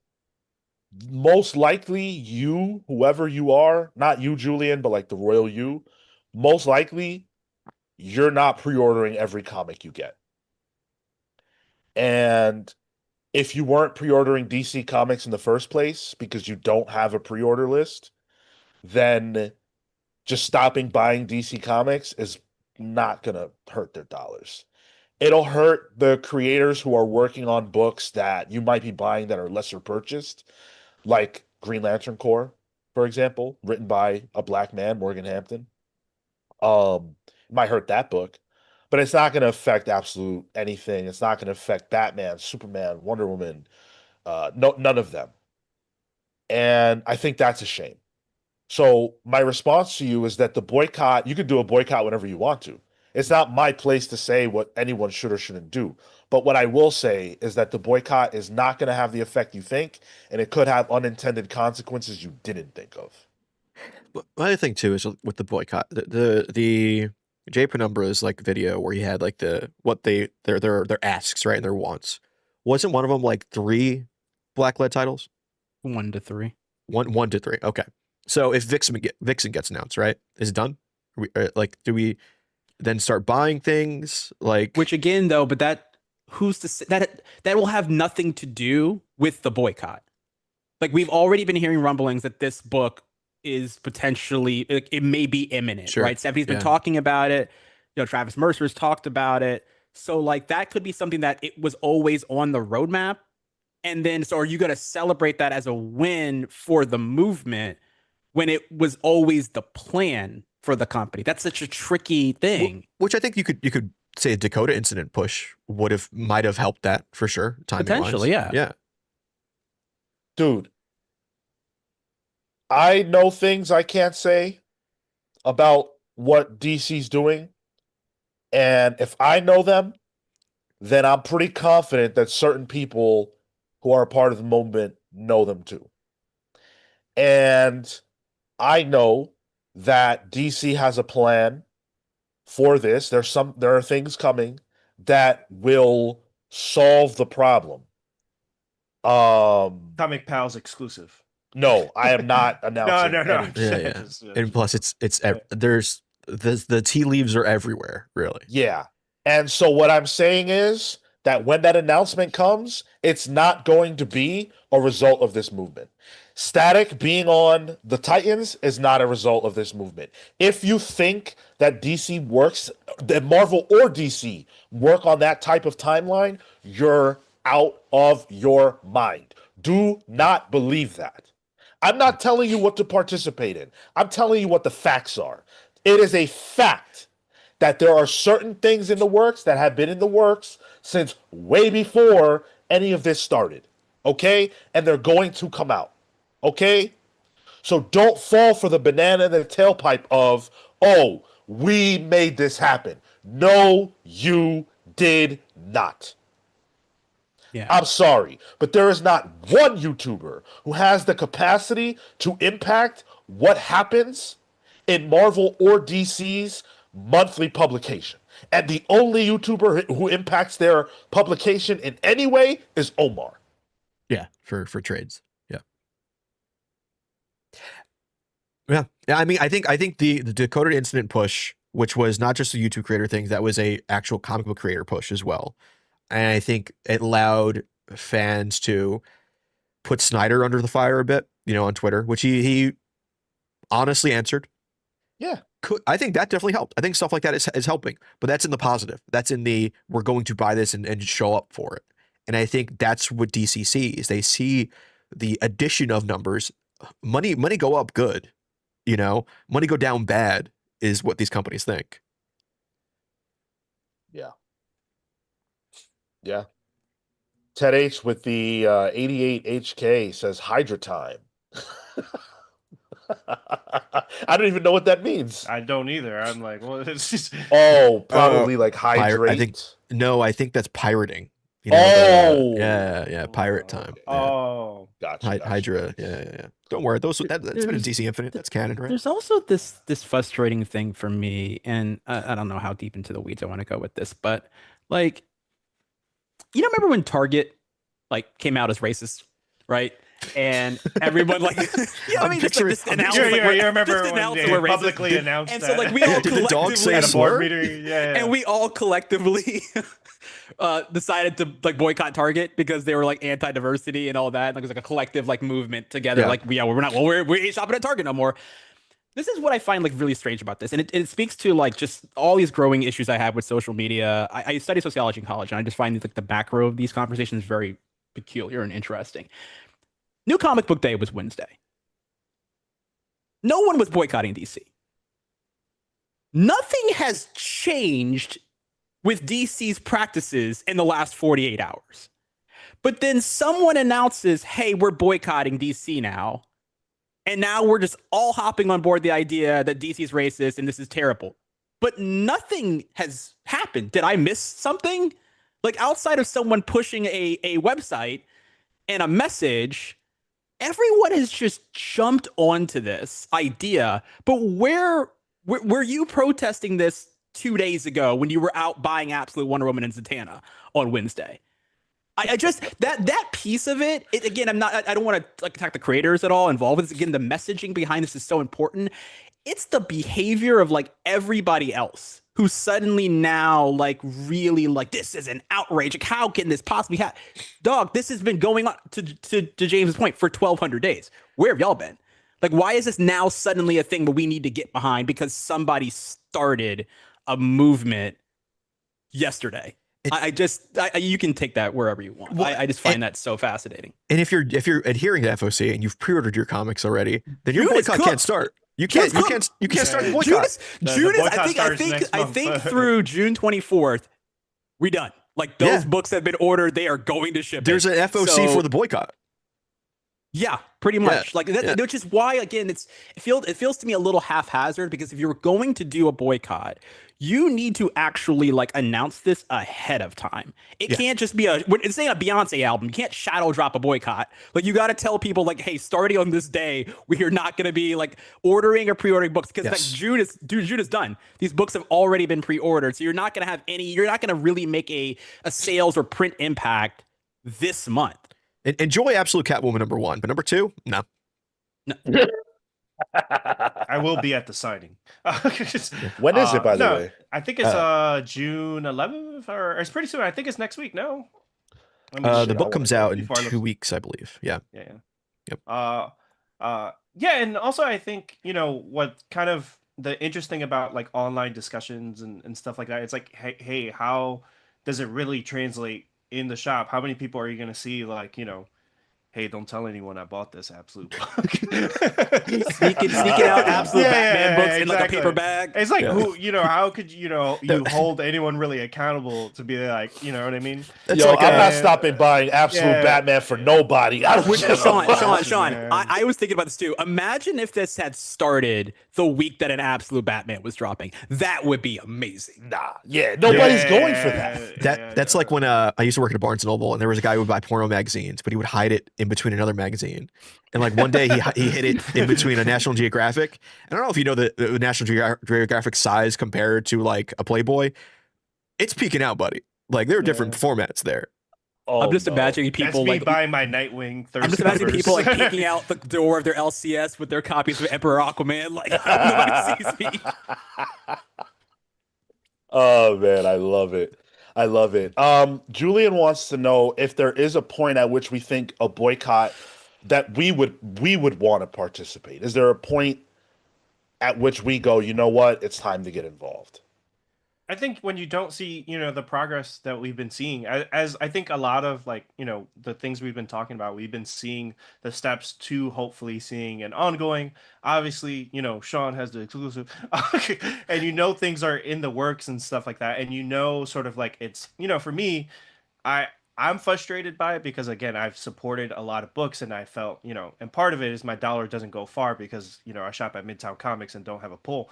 But I think it's just, if I saw like there was a blatant sort of like, hey, they're not hiring any Black creators or hey, these characters are completely ignored, where they aren't elevated, where you look at Mr. Terrific, yes, he doesn't have an ongoing, but he's basically the leader of the Justice League, in Justice League Unlimited. He is sort of the face of that book, which has been going on for a really long time. They had a huge arc that was called the Terrific 10 and all that kind of stuff. So I think if it got to the point where I felt like, hey, not only are the characters being disrespected, but the creators, hey, are you hiring any people of color in the background and stuff like that? And I think everyone has their own line, whether in politics, commerce, where you say, hey, I'm done. And sometimes it's not even that. Sometimes it's just like, for example, with Marvel, I stopped buying Ultimate books outside of like the Ultimates because it's like, hey, you told me it's ending, so why should I care?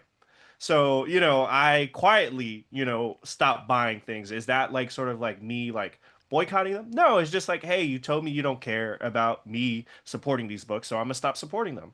So I think everyone has their own sort of like line, but I think when it comes to like DC, for me, it would definitely be in that aspect of like, hey, like, are you supporting Black creators, the actual people, and how if there weren't steps being made to put these characters in the spotlight? I think you also need to play DC's game a bit too. If February solicits come out and there's nothing, then I think then maybe you can call something around then. Like if the solicits come out, you need to base it by solicits also. You can't just be like, hey, we're turning the switch on. If solicits come out and then you're still not seeing a change in a couple months, I think then there might be something to it, but my brain goes to creators first and I want to support them. So it's also, fuck it. I'm just gonna sit down and shut up, listen, Sit down and listen, White Wolf. Yeah. I don't think there's a dividing line for me other than explicit action. Like if DC were to be like, yo, you guys are absolutely right. We're definitely racist. Yeah. Then Just I like would be Target like, when they had that announcement. yeah, when Target put out their official statement and said, by the way, we're racist. Yeah. No, like that's probably what it would take for me, to be honest with you, Yeah. because I don't. My focus in reading comics is my enjoyment of comics, and that is the most important thing. I do not buy every minority written or drawn book just because. That's not going to happen. I'm not doing that. I buy what I want to buy. And there are plenty of books by black creators I don't buy. There are plenty of books by white creators I don't buy. Not because of the color of their skin, but because I'm not interested. That's how I am. And I'm not saying anyone has to be the same as me, certainly. But for me, the dividing line would need to be something explicit, because otherwise I'm hurting myself. I'm hurting myself and not helping anyone. So it feels performative. And I don't perform except on this podcast. I think it would have to be like any kind of like distinct boycott for me. It has to be a distinct change within management. That is bad. Like if the buyout goes through with Paramount and the Ellisons start making actual like distinctive changes in DC Comics, I'm out. Oh yeah, like I'm even out firing at that point. black creators and all that. Yeah. Yeah. Then Explicit action. It has to be Which is explicit action. happening Though, at CBS, by the way. I So, know. Yeah, yeah. I hope you. There's a 60 Minutes alternative out there. Yeah. Let's tackle Shadow Walker's super chat. $10. Thank you so much, brother. Says, didn't Dakota Incident selling impact us getting the second printing? So isn't that proof that people gathering behind an idea can affect DC? Why doesn't the same idea apply to the boycott? So I have an answer, but I actually want to hear what Captain Chris has to say. Because it's not about we didn't deprive them of money. We put our money where our mouth was and supported it. Like we went out instead of like not going to our LCS and buying the book, we went out in droves and bought the book and supported it and got that second printing. Like I always ask the question when people talk about these things, are you currently, prior to this boycott, putting your money towards these books? Are you, and I'm not like attacking you, Shadow Walker, but like, are you currently buying Green Lantern Corps? Did you buy every issue of Roots of Madness prior to this moment? Right there. Because like, Chris, you want those. Yeah, I don't want to hear about this like now. Where were you, again, like I said earlier, where were you Wednesday? Like what were you doing? What have your buying habits been like prior to this? No, I Like, think support those the are books. a really good point. And as I was saying, I think and having this discussion also, like what's really cool about it, it's like, oh, like now that I think about it, I think again it is much healthier to kind of like build things up. And I feel like the Dakota incident was a blueprint. It's like, hey, we know that if we get behind everything, whether it be creators, also the creators themselves did a really good job of pushing everything, and the audience, we can get what we want. We can be loud by supporting these things, and it also helps that we talk about it, but the book was great. The book was awesome on top of all of that, and you had this great celebration, this great moment. When I went to the Bulletproof signing in Brooklyn with Joe Illich, it was like the energy was awesome, and that positivity and all that. So I think there is an aspect of like, yes, the like, hey, how do we build these things up? You have to be supporting. If you weren't buying Roots of Madness, like how can you be complaining about, oh, you're not supporting these creators? Like you don't support them. So I just think it's ludicrous. I just think it's ludicrous, the idea of we need to spite the company, so let's not support the black. And this was literally, to Sean quoted it earlier. This was literally said, black creators, we're sorry, we can't support you because we have to spite the company. And I think that is completely and utterly bogus. And if we compare like the Dakota incident, fervor for this, there's distinctly creator support for one over the other. If you check social media, I don't think I've seen Joseph Village be posting about the blackout. And he was posting like crazy, he just didn't he like just put a whole bunch of money toward, like he like pre-ordered a bunch of the was it Static? on Titans. Yeah. And like, I think if the creators are saying, hey, we work for the company, this is what we're showing you is a good solution for things. Maybe do that. Dude, it's been 48 plus hours. Okay. Everybody's seen this. You know, anybody that's an active creator that's, and a lot of them are on Twitter, on socials. Let me ask you a question to Tyler's point. Have you seen a single Black creator at the big two at DC that has come out and said, yeah, don't buy our books right now? No, because that's it's like BS. It's like shooting yourself in the dick. Counterproductive. A boycott is not going to help them in this moment, especially as, again, Jamal Campbell, just now launching his Zatanna book, needs our support. We're about to get these Pride Month books. Again, our queer brothers and sisters, they need the support. Like Shay Grayson, literally on the precipice of the biggest moment of her comics life, and we're saying, nah, we're good. That's ridiculous, man. Ooh, Chris, you came to cook. It's absurd, man. I'm with you. I have one last statement to make about this. That's true, Sean. You are on a boycott currently. I am boycotting. See, I lied earlier. Man. I do participate in boycotts, but this one was organized by me and my wallet, and it's the X-Men boycott. So yes, I'm in on that. One man boycott. That's right. But look, I've been doing this, what we're doing now, talking on YouTube for 10 years. And I've learned a thing or two about a thing or two. And I don't want to make any direct accusations of any particular person. But I understand game. I play the game. I'm in the game.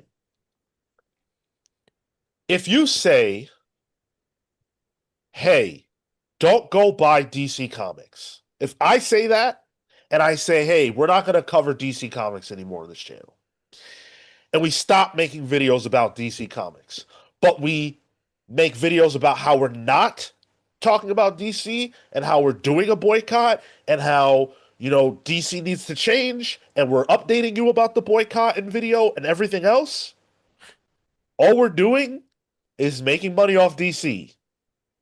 We're making money off DC by telling you to stop spending money on DC. So what they're really telling you, in my opinion only, is shift your money to us. Let's get more views.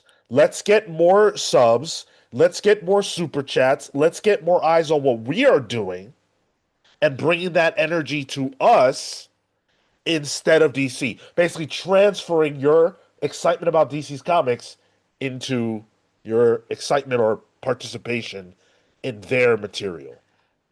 And that's the thing that we've always fought with on this podcast, even before I joined the show. You know, controversy creates clicks. And I think that is one of the things we've been explicit in, is just like, we are going to focus on the things we like and supporting the things we like and the creators that we enjoy.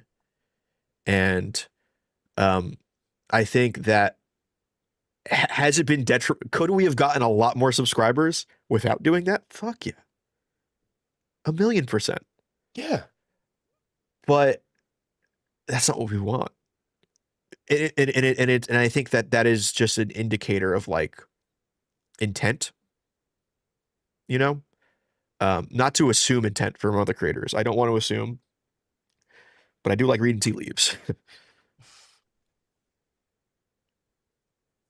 Yeah. I mean, with the 199, Sean is on the X-Men boycott. I 150 million%. Wow, Sean's X-Men not supporting. Blackout. He's not supporting Storm or Black creators either. Wow. Whoa. Wow. That's the only one I feel bad about, by Hypocrite. the way. Jeez. I feel bad about that. Yeah, Tyler, and now it has one last issue, and now nothing else. Nice job, Sean. I blame you. my fault. Yeah. It's my fault. It's Marvel's fault for, you know, making everything, because it was going good, and they're like, you know what, let's do Age of Revelation and relaunch this book. Chris, I was safe from X-Men, I thought, on this episode, and you did that. So Yeah. Listen, I want to buy Marvel books. I want to. I'm on, you know, non-Chip Zdarsky Marvel boycott. It's like, if it's not written by Chip, I'm probably not. So your reading it. boycott has clarifiers as well. Got it. Okay. Exactly. Hey, you know. Anthony Manzano says, Sean, Anton, Chris, and Tyler, I feel I feel though YouTube promotes the hate click streams over the constructive conversation streams that you guys have. Look, I appreciate you saying that. It's not lost on me that we have the most views we have ever had during a live stream right now, during this conversation. So I would be remiss to not point out, like, hey, in some way we are benefiting from the fact that this is all happening. Sure. And I'm totally willing to admit that. The difference is you're never going to hear about this again here. Until it's over or there's some major thing that occurs, you're never going to hear about this again. This is the one time we're going to have this conversation because it's what's happening right now. And this show is about what's happening right now in comics. But I am not interested in making you listen to me talk about this every week and building a brand off that. The brand, if we have one, is just being honest about what we think about what's happening in comics. And that's all I want to do. And it's not going to be like we're not going to have the YouTube drama slop segment on the show. No. Like So the most we'll get is Mr. EVS saying hi in the chat. give him a little pet, have him go on his day. So He you're was in the not chat once? you're not rebranding as Grifter Pals? Is that what I'm hearing? No, that's the Patreon, Chris. Come on. Okay. Yeah. But I think we'll leave it here.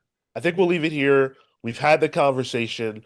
Flo, I appreciate you bringing the other side to the table because I do think that's important.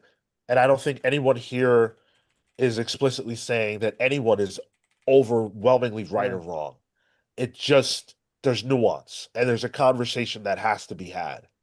And we had it. Yeah, So- and I would say like part of like why I bring the other side is like I felt like I've followed like JP's stuff for the last couple months and sort of seen like the movement evolve a little bit. So I think sometimes it can feel like sudden, like how did we go from here to here? But I have seen, you know, the discussions going on. And like I said, I've been a frustrated, you know, reader, buyer of these books where I felt like, you know, and again, I shop at Midtown, so, you know, it's not like they buy 300 of every Yeah, you're book. useless, dude. I'm basically, you know, exactly. So I need to start buying it at, you know, at a local shop. But, you know, I feel like I've had those frustrations too. So and as we kind of discussed, there's no perfect time for a boycott, and boycotts are never clean and stuff like that. But there is a lot of like nuance, and it's as depressing as 1200 days is. I think it is an exciting time for diverse creators, diverse characters. So I do think, you know, in the next couple months, we're going to see a lot of good things, and hopefully, as we were talking about, people like Morgan Hampton just evolve from, you know, being the Green Lantern Corps writer to, you know, the level of Stephanie Williams where they're getting nominated for Eisner. So I am hopeful for the future. Yeah, I'm curious to see like what the response will be from DC, if at all, on this. I mean, I will add that last night, I don't know if y'all saw this. I was cracking up. It was hilarious. But Scott Snyder, I guess he's like in Vegas or whatever with his family. Like he did an AMA. Oh, he did, yeah. On Twitter, you saw that? He's like, I'm gonna drive. Any questions? I'm like, oh, any Scott. questions in chat? Yeah, don't do that, Scott. And so like there was all these questions in the replies about the DC blackout, and Scott like he quote tweets like a bunch of questions and responds, and he didn't answer any of the blackout questions, right? Because I just, you know, having spoken to some people, like it's a very tricky thing right now, and I'll be curious to see in the days, especially because in the days, the weeks ahead, because we actually haven't gotten new books yet. Like Wednesday is coming up, right? And again, we're about to get into like the meat of the next run of the Absolute line, which is Absolute Catwoman's launch, the next Absolute Batman, and then of course Absolute Martian Manhunter is ending, and we're telling people not to buy those books, don't buy the Pride books, all of that. I think it's going to be a fascinating to watch like how this unfolds and how people who are like jumping on the bandwagon of the boycott like respond to it, because I'm even seeing a lot of like confusion about, I've seen people speculate like, oh well, I'm still going to support the black, you know, this black book or this on DC, and like no, like that is not what is being said to do. You're not supposed to touch any of this stuff. And I'm also seeing people with this nonsensical echo chambery judgmental bullshit where it's like, you know, I will block you if you don't boycott. Like it's a mess. Yeah, that's purity testing. Yeah. This isn't it. I don't spend my money to support anything but me. I support what I find entertaining. and that's You're it. starting to sound like other people, Sean. Jeez. Yeah. I don't buy Stephanie Williams comics because she's black. I buy them because they're fucking good. He didn't stop buying X-Men books because Stop buying X-Men books because of Maria, Ayadel, or Storm. I stopped buying them because they're X-Men bad. books are fucking bad. Man, I just caught up on X-Men, the McKay stuff. Guys, I liked it. I'm sorry. The only X-Men book I'm reading is Wolverine, Weapons Oh, of not Storm. Armageddon. You hear that, guys? It's Waterboy Wonders on Instagram Reels. I gotta if you go. need 'em. I gotta Yeah. go. Not an ally, not supporting. I gotta go. I gotta go. Unreal. Hey, if you're new here and you enjoyed this conversation, subscribe to the channel because this is what we do. Not to talk about this specific topic, but topics that are heavy hitting, that really matter, that are deep. This is what we do every Saturday morning. Thursday nights, we review comics. This is how we have a good time. And we appreciate everybody who showed up. Like the video if you haven't. We've got a lot more show to do. So stick around if you want to continue to have a blast. We've got 2 guests on deck today. Double Chris'd up on a Saturday morning. I love that. Captain Chris, can you tell the listeners a little bit about the videos that you make, man? What are you doing in our space? Yeah, man. I've been kind of getting into covering comics proper. I used to cover comics gaming. I partnered with 2K a while back to cover Marvel's Midnight Suns. I was a Twitch partner, YouTuber, and did a lot of stuff with like Midnight Suns and it was other DC games, Suicide Squad, all that kind of stuff. But wanted to start like talking about comics like the proper after like I got back into monthly comics hardcore with the Absolute movement and all of it. And so, I've been interviewing creators, we're going to Heroes Con, talking to more people and folks, doing the weekly pull list segment. I had to take a bit of a break the last month because of some insanity happening at my job, which that's a whole drama piece, man. But yeah, for me, it's about like I like to celebrate comics, man. Like to talk about them, and I also love just talking about the process of like how these things come together. And it's one of the things I really love talking about with creators because, for those of you guys who have made comics yourselves or just like read up about how comics come together, I am just wildly fascinated by how these things that we hold in our hands or on our tablets are made, and like that whole process just fascinates me wildly. So I've been reading comics as long as I can remember, ever since like OG Ultimates, and it's that's part of why like the boycott thing is very frustrating for me because it's a great time to be a comics fan, great time to be a DC fan. And we're seeing, like I said, so many inroads with so many new creators coming in, diverse voices coming in, and it's slow and it sucks, but this is the escapism that I need and you need, like with everything going on in the world right now. And I like to uplift rather than tear down, rather than deprive. I like to support. So that's kind of my thing. And in a website with X, the Everything app that is horrible. It's a cesspool of humanity. Chris is a great follow on there. Yeah, I save a lot of my nitpicking and tearing down for Discord. If you want to get my real thoughts, like the sunshine and rainbows over on Twitter, which sounds insane to say. Yeah, you but got like, that backwards. if you really want me if you really want my thoughts on things, come hang out in the Palace Discord. Which, by the way, yeah, you should be coming to the Palace Discord anyway. If you guys are new, there's a lot of new people here. Like, come join us in the Discord. Like, the community here is incredibly cool. Like, we get to talk about comics, talk about life, all of that, and it is just a wonderful place to be. Except that one Voltage dude with his ketchup stuff. Like, don't go on the food channel. Oh, last night was crazy. Yeah, dude, it's insane. No Yeah. idea what you guys Avoid are that talking part. about. Good. Sounds bad. It's brutal. It's really bad. brutal. So on YouTube, Chris, where can people find you? What's your you can find me at Chris Covers Comics on YouTube and at the Chris Anton over on Twitter. So if you've enjoyed Chris's contributions to this conversation, make sure you go and sub to him. In my opinion, Chris is killing it. I think you're doing a great job. Thanks, man. And I always felt like there was probably something in you because when we would get on Discord and voice chat, you would always have valuable contributions and well-spoken. So I figured you would end up on here one day. And I'm glad that today's the day. Yeah, thanks for having me. And I like how both of you guys are working in like we're not really on the Twitter side, Comics Pals. Like we will Mhm. post, but like we're not part of the discourse on there, or on short form media. So you guys are filling in some gaps that we don't fill in. So that's always Unified. Unified. So let's talk about Nightwing. All right. All right, we're not talking book about is so good. ass on the show, Alright. Chris. All right. Gee. Get more subscribers, but whatever. Well, Yeah. Hold on, let me change the thumbbell. Hold on. Did you see that Dan Yeah. Mora swimsuit cover? I know. I Sheesh. got me a couple followers on Instagram. Got me a couple followers on Instagram.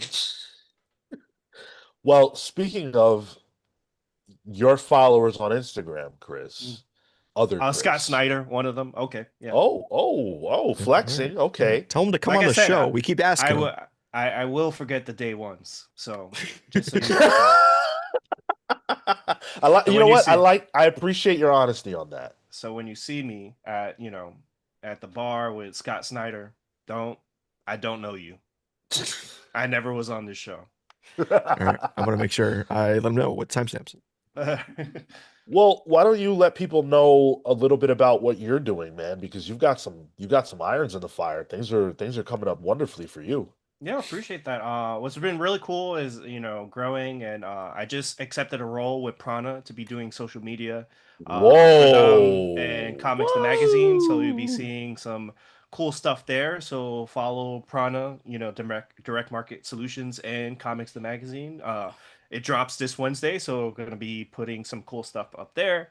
And then, yeah, I just like to have fun on social media. If you might see it as like schizophrenic, because I'm just posting covers and then sometimes some really serious stuff and then sometimes reviews. But it's like here, it's like part of what this is and why I love comics is that it gives me sort of like an outlet and an escape. So I like to have fun on it. So if you can follow me on What a Boy Wonders. I really like making vlogs. I've been doing new comic book day vlogs for the last couple months. And that's been really fun to highlight the books that I'm buying, to go to Midtown. I think one day I ran into Sean when I was recording one. I didn't get him on camera because no Sheriff? free clout. No free clout over here. But maybe one day if I run into, maybe I'll put him on a channel, tag the Comic Pals. Maybe. I could but- use the bump. Yeah, Yeah. exactly, Just be like the sheriff's in town, out of context, make people question it. Exactly. The only thing that trickles down is motion. So I'll give you some of this motion. Well, I'll Pause. take Hold it, dude. on, I'm hold on, fucking what? lethargic. Hey, yo, what? Well, no, it's funny because my friends sometimes will comment and on my Instagram and their like notifications will blow up, Oh man. and I'll always be yeah, like, "Hey, man." That happened to me. Exactly. So I'm like, "Hey, man, the only thing that trickles down in this world is motion." Love it. Love it. So follow both of our boys. They're great people, great creators in their own right. And I'm very, very happy to have them both here with us. We've got more show to do, so let's keep rocking and rolling. And one of the things that we've been doing around here, one of the things we do around here is we have a monthly book club. And it's for everybody to participate in. We love to do it. And we're actually at an interesting space where we've already done the book club for this month, which was the DC Women's Month Birds of Prey by Gail Simone. And we're talking about next month's book club. We've already got the nomination threads up for that, which is Super Family Month. June is all about the Super Family in celebration of the Supergirl film that's coming out. But we're still not quite done with our top 5 DC women. We are counting women this month. Yeah. Yes, absolutely. We're counting women, 5 each, and Tyler and I are on our number ones. But Chris Crew, if you guys have lists of women from DC, Lists you of are women. welcome to share them.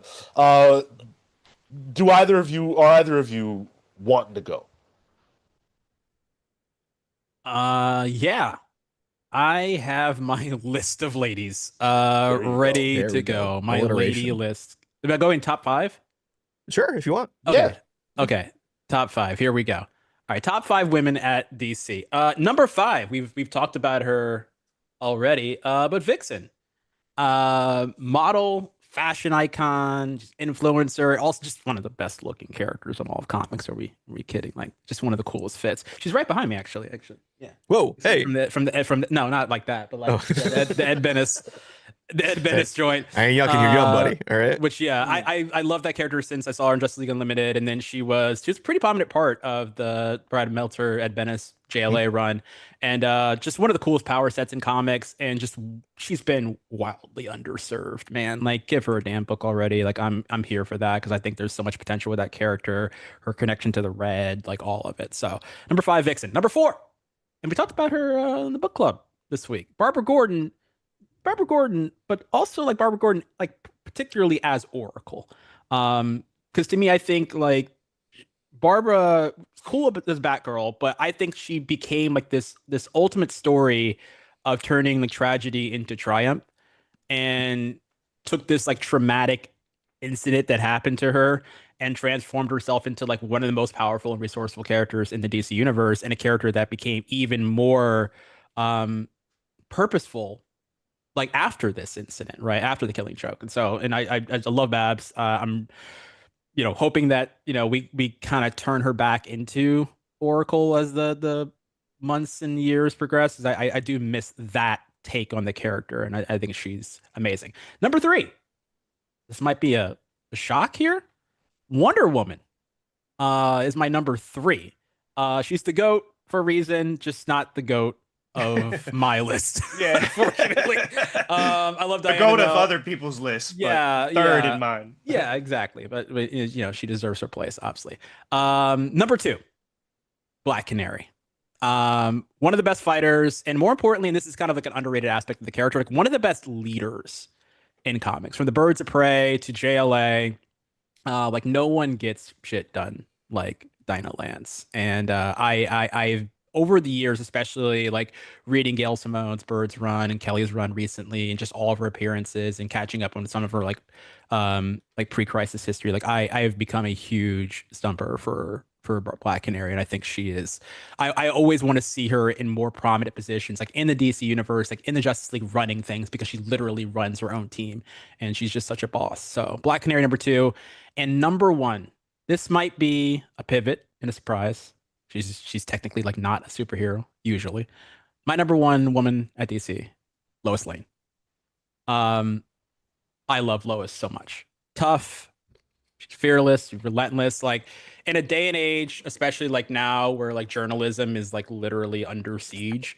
Her pursuit of truth and justice, in the same way that Clark does with Superman, but in her own way, to me, like makes her one of the most like inspiring characters in DC universe, because she doesn't give a F about anybody, and she's like one of the few people that will like look at Batman dead in the eye and tell him to F off, right? And actually order him around and boss him around, because she's that chick, man.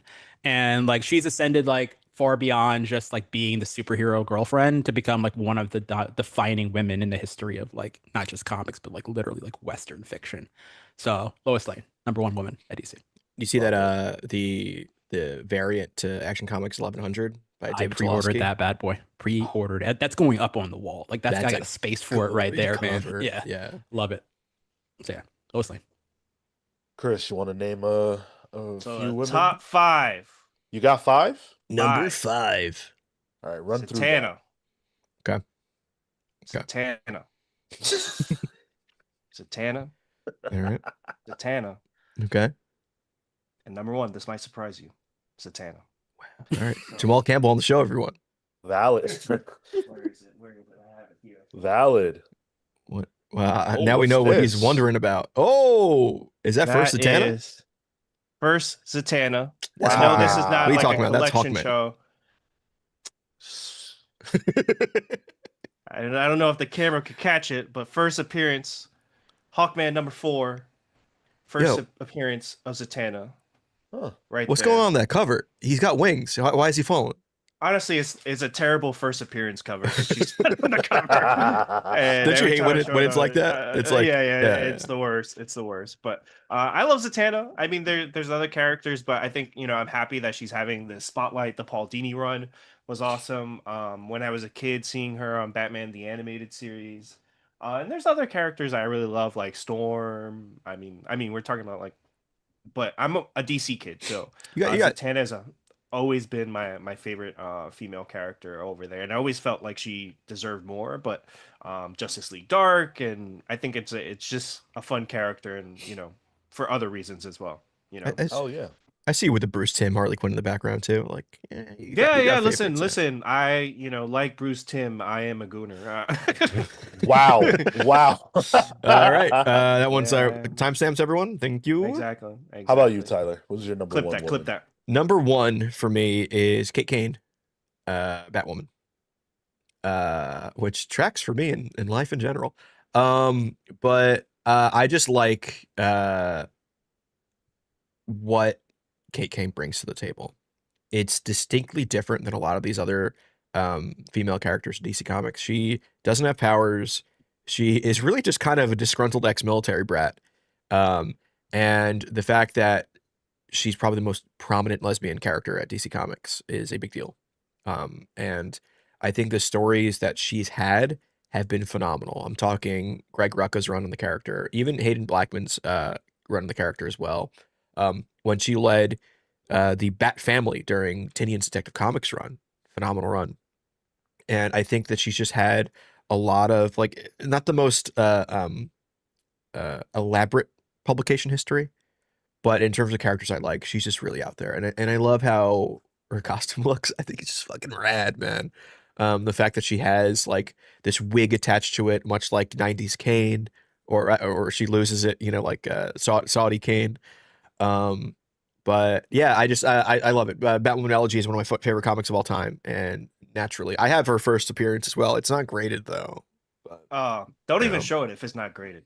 What are we doing? Wow, What's the point? damn, Brutal. damn. Might as well throw it out. Might as well. Man, what I love the fuck? soundboard. Funk flex. Yeah, so that one, number one. So I gotta get that compact.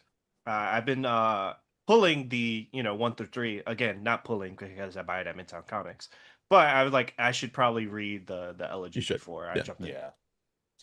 We missed a super chat that came in 11 hours before we were live. So thank you, Matt What? Cosmo, for the $2 Love who that, love says, that. I'm here 11 hours early, straight up. Oh wait, Love hold the on. support. I know what he Appreciate wants. it. All right. You had the other ones. It's like very timely, but the That one I fact you got. had Me and Cosmo we're synced now on that one. Oh, okay, cool. I also am going to put out a link to our Discord server in the chat. It came to my attention not that long ago that people think that our Discord is not free. Because Huh. there are other YouTubers who have Discords, but you have to pay to get on them. Ours is completely free. So you can click that link. If you're on Discord, you can come hang out with us. There's no cost associated with anything we're doing over there. You can just be chill and come chill.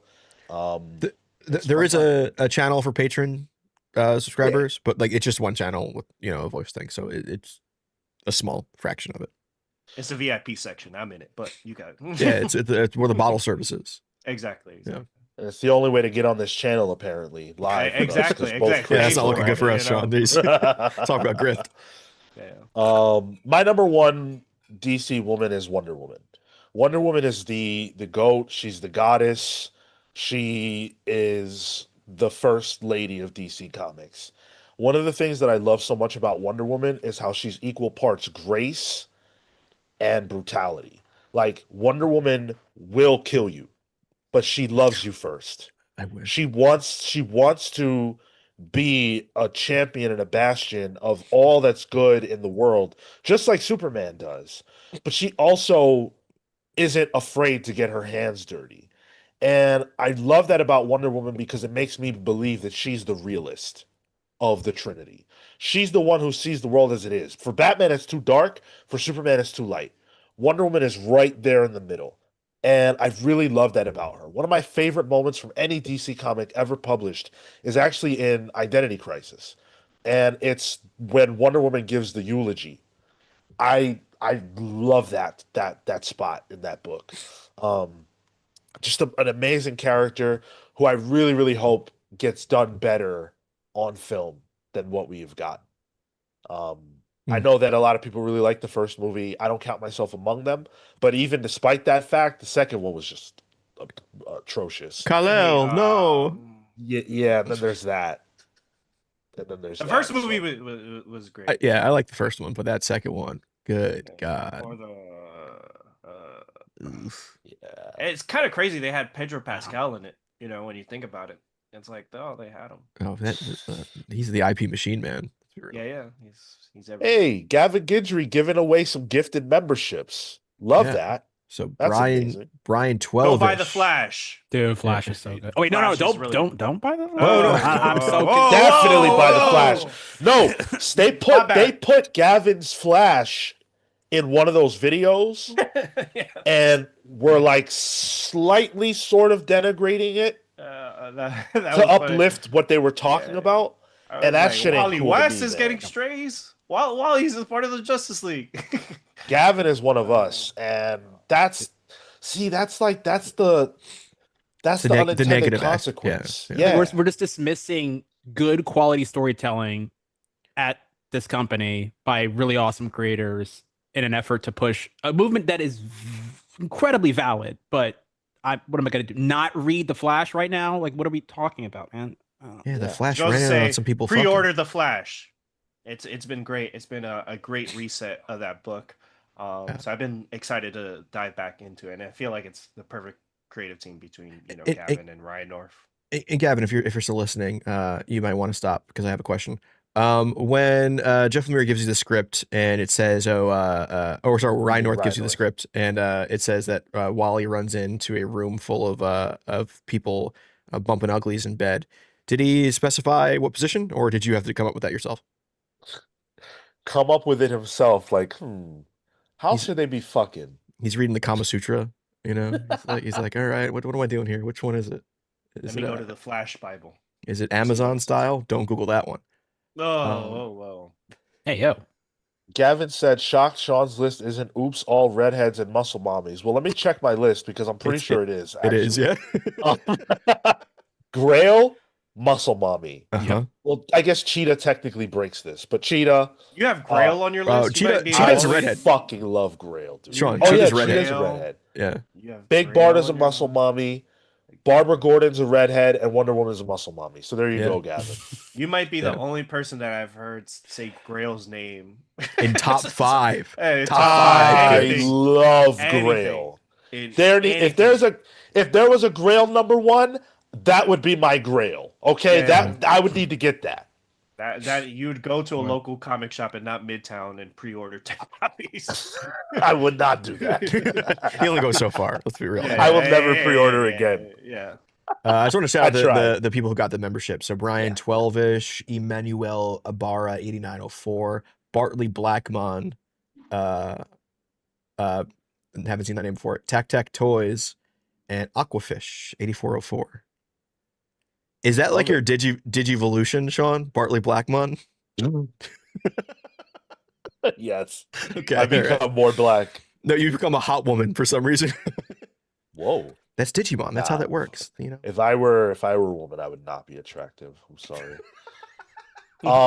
But I do have something I want to debut right now. Uh-huh. And it's a game that we could only play in the exact scenario that we are in which we have 2 listeners of the show on the show.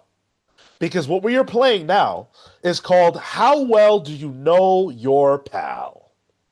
AKA the match game. Because what's going to happen is we're going to pair off and we're going to ask you guys questions. The answers have already been given. Tyler and I both shared our answers, so we know what they are. And you guys have to know your pal and give the correct answer. Oh, Now, God. the way the stream is set up is actually kind of perfect for this because it's got me and Chris Anton, but then it's got Tyler and Chris Flo. So is that okay? That's do what we I was wanna- going for, Sean. Yeah. in the- Okay, in the- okay. yeah. Perfect. So let's do it. You guys down? Yeah, man. Down. All If- right. If they weren't, that would really put a That would That'd fuck be you up. awesome. stick in the Yeah, spokes yeah, there. Yeah. That would be your last time on the show. Undercut the whole shit. All right, here we go. Who is your pal's favorite comic book character? I think I know. Go for Go it. for it. Oh, I'm so okay. Damn, I why wanna isn't Marco say it- on the show? Oh, is it Jean Grey? Ding, ding, ding. Oh yeah, Sorry, I don't have I only have the opening note to Is it run the away. Runaway? Runaway, yeah. I like how we all can peep that too. All right. Flo, who is Tyler's favorite character? Man. This might be tricky, actually. This one is tricky. I don't think it is. I was thinking about it and I'm like, I know Tyler's fucking answer. But like, it's something. I mean, okay, I don't want to You've give. done I don't over wanna give it. 200 shows with the guy. I'd hope Alright. so. All right, fair enough. No. Damn.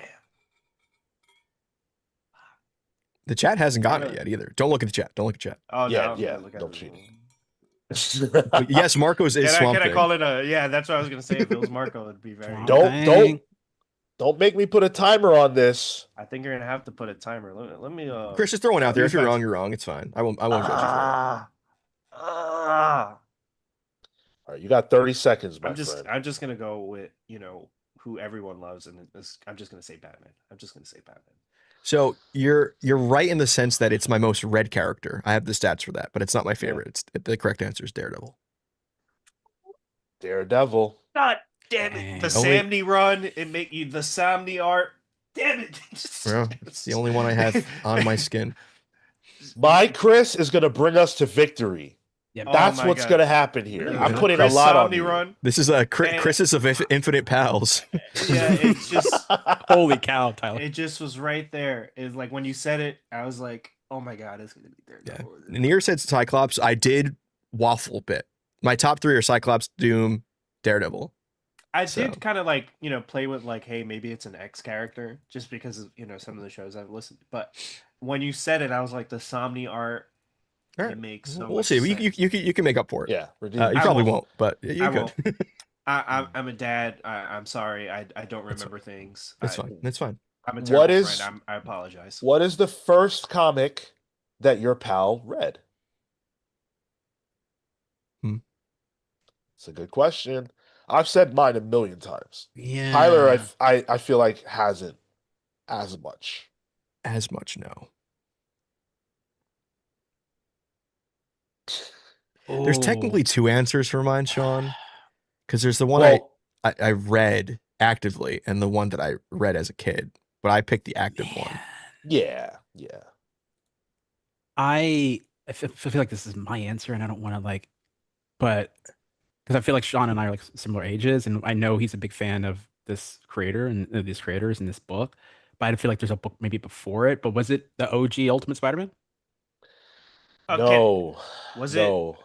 I think I know this one though. What- You know what- Sean's? Is it Civil War? No, it's No. Secret Oh, okay. Wars. Secret War. I felt Yeah. like it was. Ah, a big Secret event. Wars. Yeah. Yeah. Yes. Islands of Adventure, right? Yep. Yeah. Indeed. Picked up. When you like got a- it a at that reprint. comic book store, Yeah. Alan's Adventure. Yo, Yeah. love that shot, Dude, my goal one day is to do a live Comic Pals episode from the Marvel Island and Islands of Adventure Ooh, because it's just yeah. full of Kubert art and it looks so cool. Listen, So let's do it when that Universal deal comes in my I was- inbox. I won't. Yeah, forget let me you. know. Yeah. Look, you don't you can remember your OGs like the day after. Yeah, exactly. Yeah, exactly. I'll forget. I was just there in March. They still sell comics too, like Yeah? current Spider-Man. Yeah. It's. I mean, it was a couple years, but I was there 2 years ago, and it's All right. great because they like Now- it's the one place where. It's What's your answer? You're stalling. You're Uh, stalling. here. I am stalling. I'm just gonna say X-Men. I'm just gonna say it's an X-Men. No, I mean it is an X-Men book. It's Wolverine Origins, actually. Close. Oh, Yes. Wolverine McNiven. Yeah. Nope. yeah, No points Origins. given there. Yeah. No. I don't think I've Like talked said, about it often on the show, if I'm being honest. So that's a hard one. Why isn't Marco here? This. Can you guess Marco's? Swamp Thing. I mean his hero. We actually have his answers. Yeah. Oh, what's his answer? I want. His, I wanna his know first comic this. read was Bionicle. Yeah. Oh, it's funny that I feel like that there's a lot of people that like the Yeah. Bionicle lore, like Yeah. like Troy, who I host the Yeah. Boom Pirate, he Bionicle is his thing. I have my first. Right Man, here. we're playing a game, bro. I know. I'm just Nobody saying. asked. Green Arrow. You could Ooh, you could the see yellow the pages yellow over pages here. and stuff. Yeah, My that's that uncle good gave stuff. me this, and it's signed Oh, and by your uncle? remarked by Phil. Nice. No, Oh. I'm gonna get him to sign it, but Okay. Phil Hester and Andy Parks. Chris, focus up. Okay, Let's do nobody cares about me, so whatever. it. Who from DC is your pal most likely to ask out on a date? Like a character? Yes. No, Marie Javins. What the fuck? Yeah, that's what I was like. I was I like, mean, that's hey, weird. I mean, I'm not against that. You know. Yeah. From DC. See, now I'm picturing someone on your top 5 women's list. Hmm? It's Grail. Right. It's Grail. I No. honestly want to. This is such a stupid answer.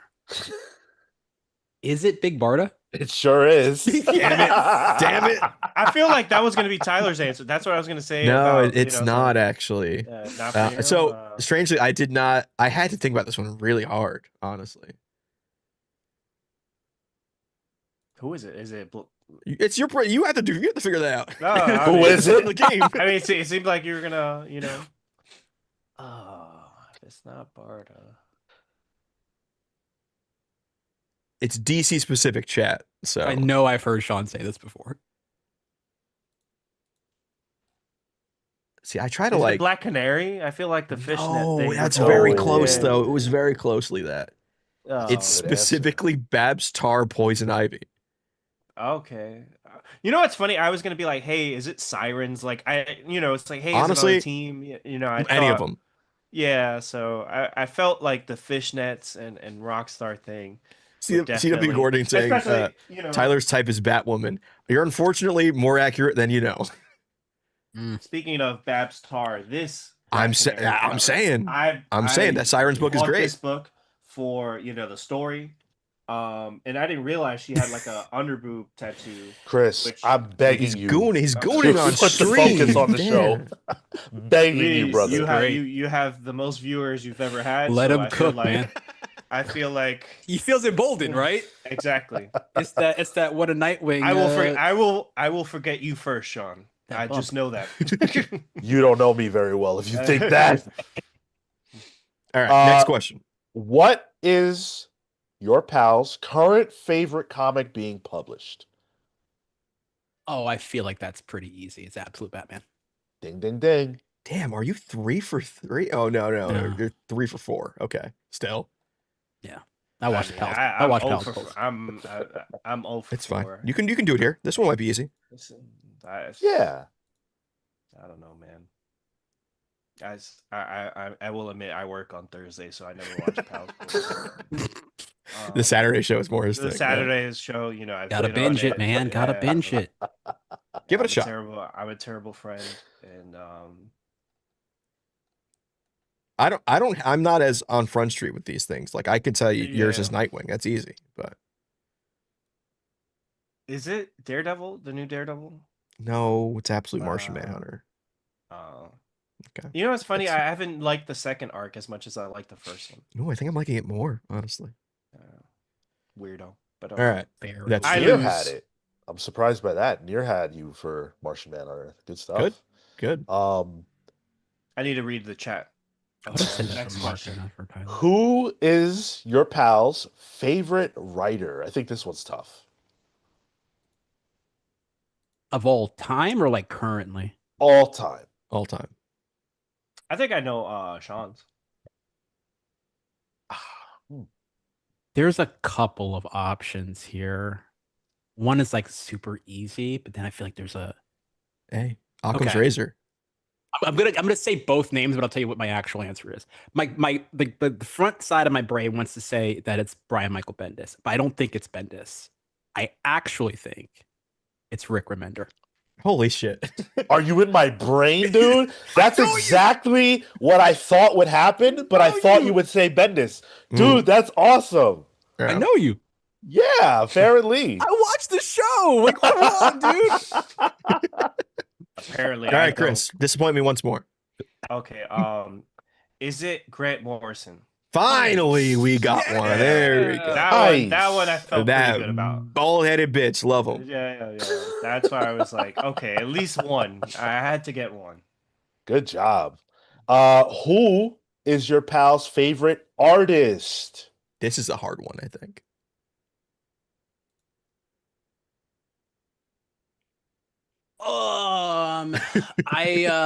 This is tricky. I have a name. Okay. Because I think it's a Marvel guy, and I feel like you've mentioned this a few times because it's someone that you, man. I'm just gonna throw it out there. Steve Epting. No. That's a good pick though. My answer is Gary Frank. Oh, That one I knew. That one I knew. Yeah, it's true. How about you, Flo? Is it? I feel like this is on top of a lot of people's list, but Daniel Warren Johnson.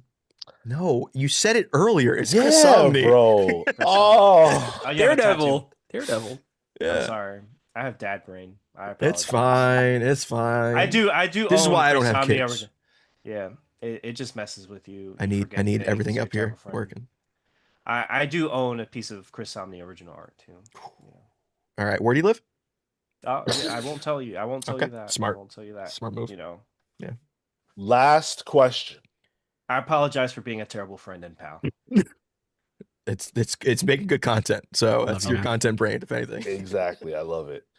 On the most recent episode of the Comics Pals, so Oh, this God. main show right here on Saturdays, But I watched which fictional city did your pal say they would like to live in? Of course, it's an episode I didn't. What was the watch. last episode? It's just- What was We the talked topic? about this very last week. I will not give any more information than that. Okay. Wait, what was the topic last week? Oh God. It's Claude, describe the irrelevant last to episode that. To me.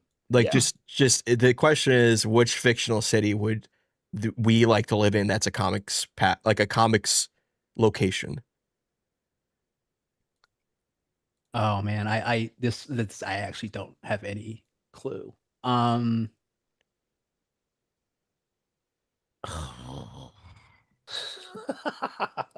Tyler, would you be opposed to me giving the title of the last episode that we did? Yeah, well, yeah, fine. But it's irrelevant, right? To the It is irrelevant, but Yeah. major shake up at Marvel Comics MCU Takeover. Okay. That was that episode. It doesn't help you at all. The fictional city of Marvel's New York City. It wasn't. So that's your answer. It's wrong. Yeah. No. I was just For some reason, like I'm having like Gooner brain, and I'm thinking for that some Sean reason. gave it. Yeah, I mean it's a daily it had nothing to do with me. daily thing. No, that's a stupid answer. But Go for it. I'm just gonna say Themyscira. That's not a city. Yeah, No, it's a Nah. location. Yeah. yeah. It would have counted, but my answer was Metropolis to be safe. Sean wants zero smoke. That's Yes. such a hostess answer, man. That's, come on, man. What are we doing? All right. Really, Sean? Really? Chris, this one's easy, Chris. You Genuinely, got it. I don't want to die walking out in these streets, I bro. was gonna say Gotham, but I'm thinking like, yeah, put me with the Amazons, man. Superman got me. How about you, Flo? Oh, no, you didn't give an answer. That was a fake answer. No. Actually, let's go with that. Let's go with Marvel's New York City. No. The answer is nowhere. The celestial head, where all the guardians. Celestial, you'd want to live on no. I would honestly. I would have never Yeah, got that. it looks like I would've Blade never got Runner. that. I know this was probably. I mean, you would have was- got there if you listened to the show. You would have gotten there. Yeah, I you know, mean, but- yeah, of course, but some of us have kids. I support this show with my dollar. I had zero prospects, sir. Yeah, I got one. That's all you're getting. I actually think I That's missed the back half of last week's episode, so that's on me. That makes sense. That's on me. That makes sense. But thank you Nobody's- for playing. Yeah, nobody said Gotham to that answer at all.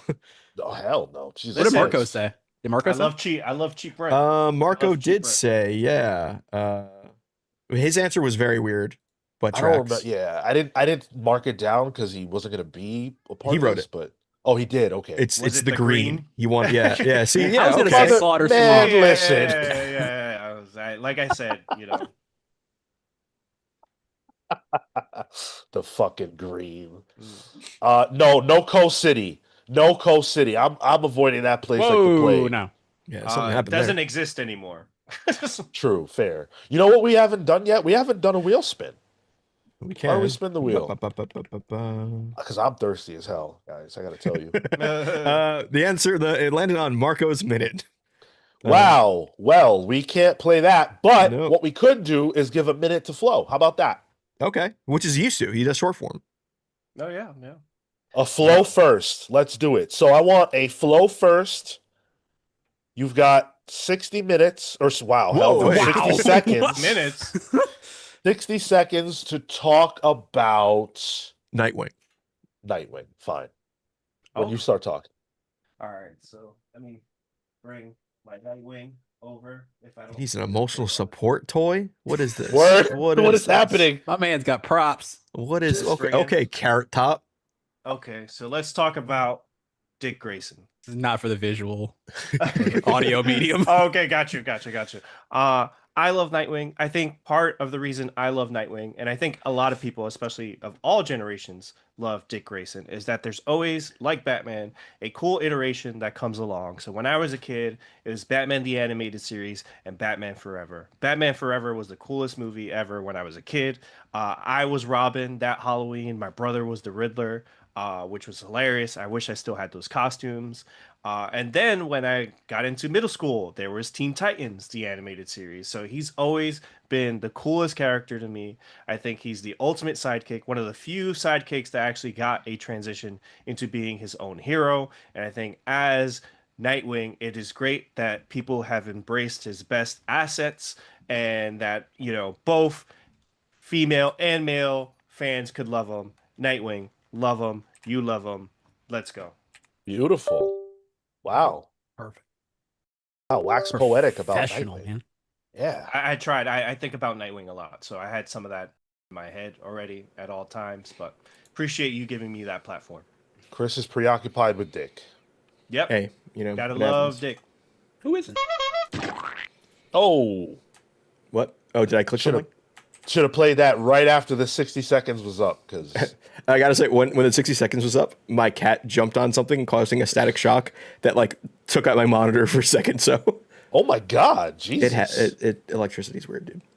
Why don't we spin the wheel again? Yeah, actually, I did Wheel. spin it again, and it was another Oh. Marco's minute. So I don't know if Let's not. Let's not. All right. What do we got here? It's highlight a book. Okay, that we can do. Love it. Captain Chris, why don't you highlight a book? Sure. I actually think I have it. Yeah, I do have it on my desk. All right, here. Big shout out. Well, I can't shout out DC.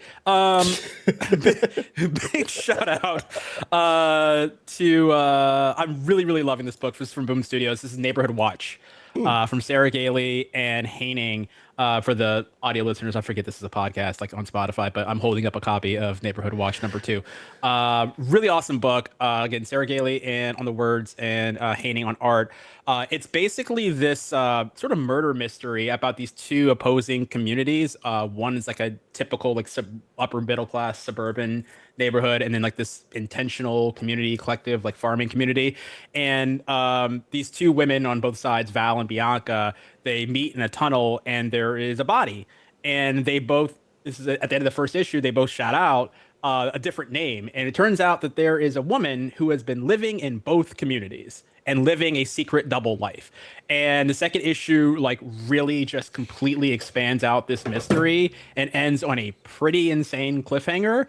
And if you're not reading it, like if you like social commentary or stories that are like dealing with social political issues and sort of suburban warfare kind of stories, it's really cool. And Haining's art is awesome. Like she has very like manga influence, and I am thoroughly enjoying it. It's only a 5-issue mini, so I would like highly recommend hopping on it now. But this is one of my favorite reads at the moment, indie or otherwise, and it's really cool.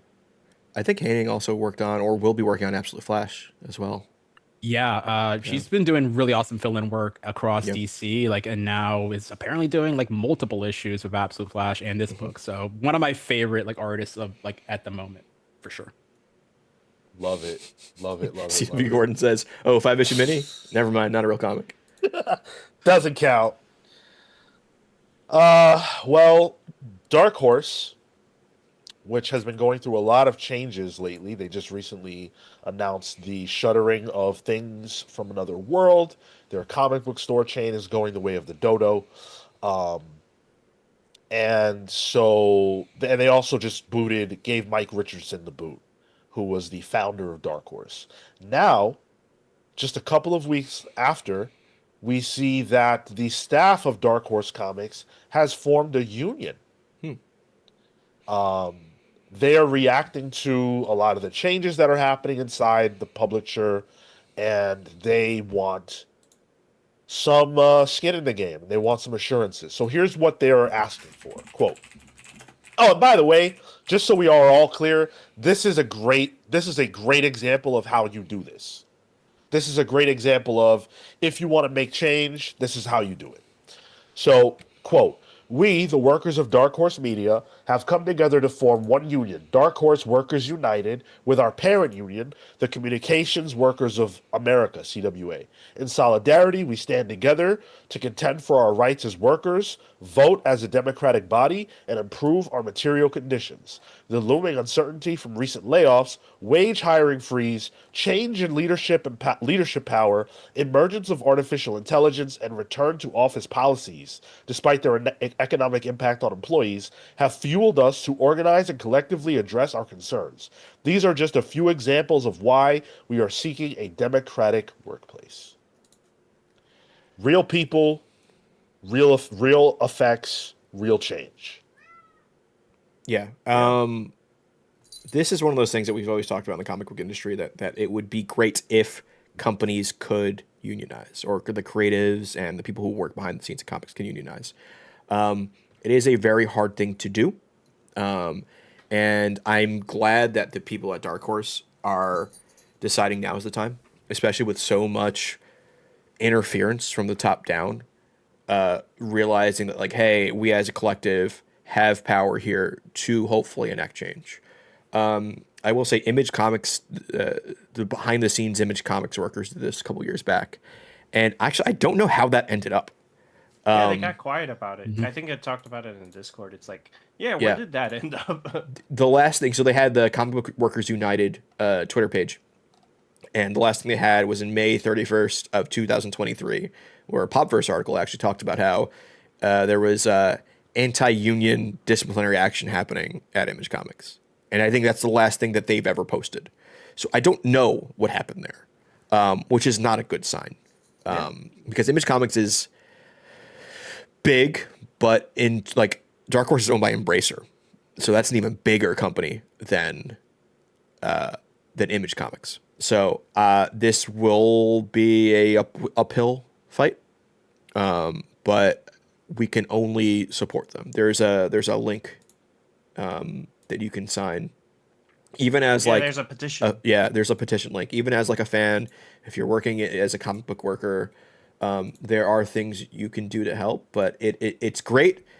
It's going to be hard, and I hope the best for them, because this is what's needed in comics.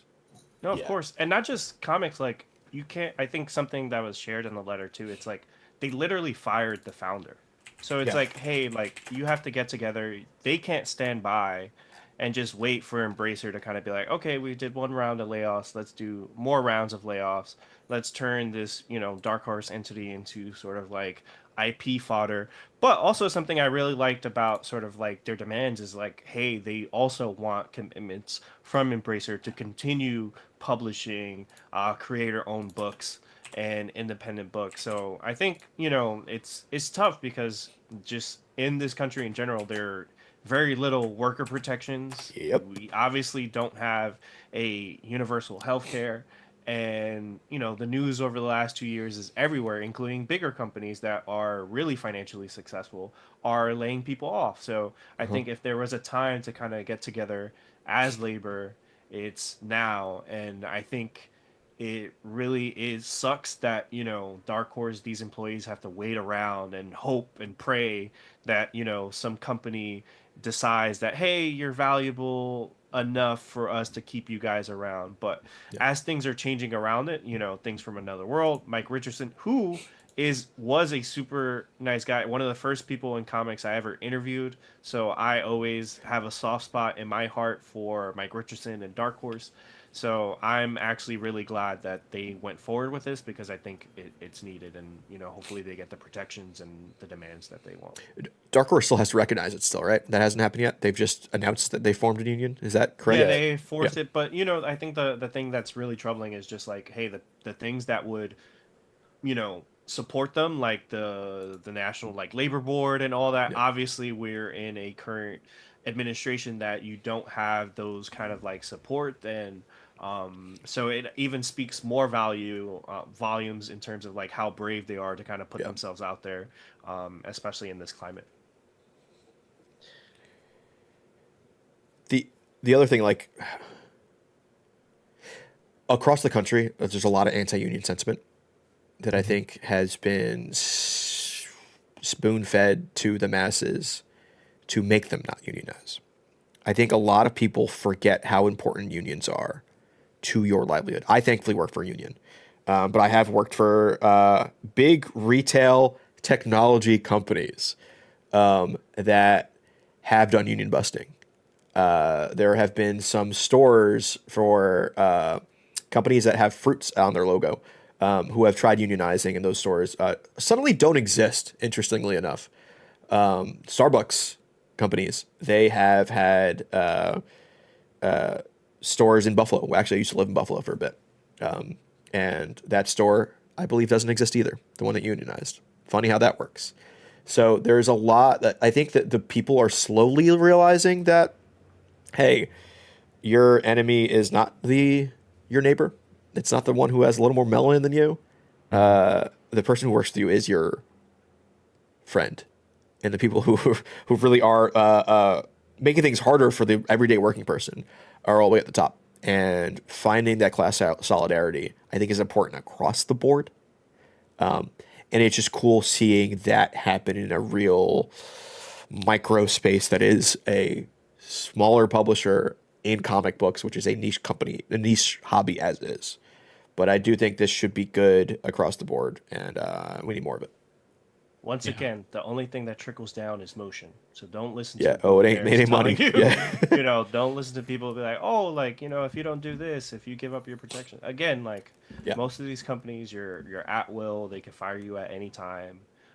So getting together and, having a list of demands as workers that you kind of make everything that happen at the company. So I support it, and I hope they get a lot of the protections they need, and we don't see any more cuts, because I think they may not be publishing anything like absolute level, but I feel like Dark Horse is a important part of comics history and the ecosystem overall.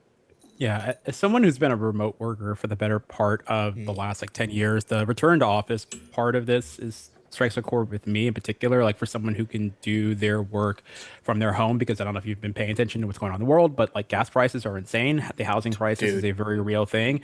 And being able to do my job where it's comfortable for me to do my job, like that flexibility is incredibly important. And so any company that is prioritizing forcing people to live in a certain area, right, that is commutable, is honestly pretty heinous, especially in these times when people are able to productively do their jobs wherever they are able to do their jobs, wherever they can afford to be able to do their jobs, and requiring people to have to spend actual money and time just to go to work when they don't have to, when the option should exist for them not to be able to, is well, it's to justify rental costs.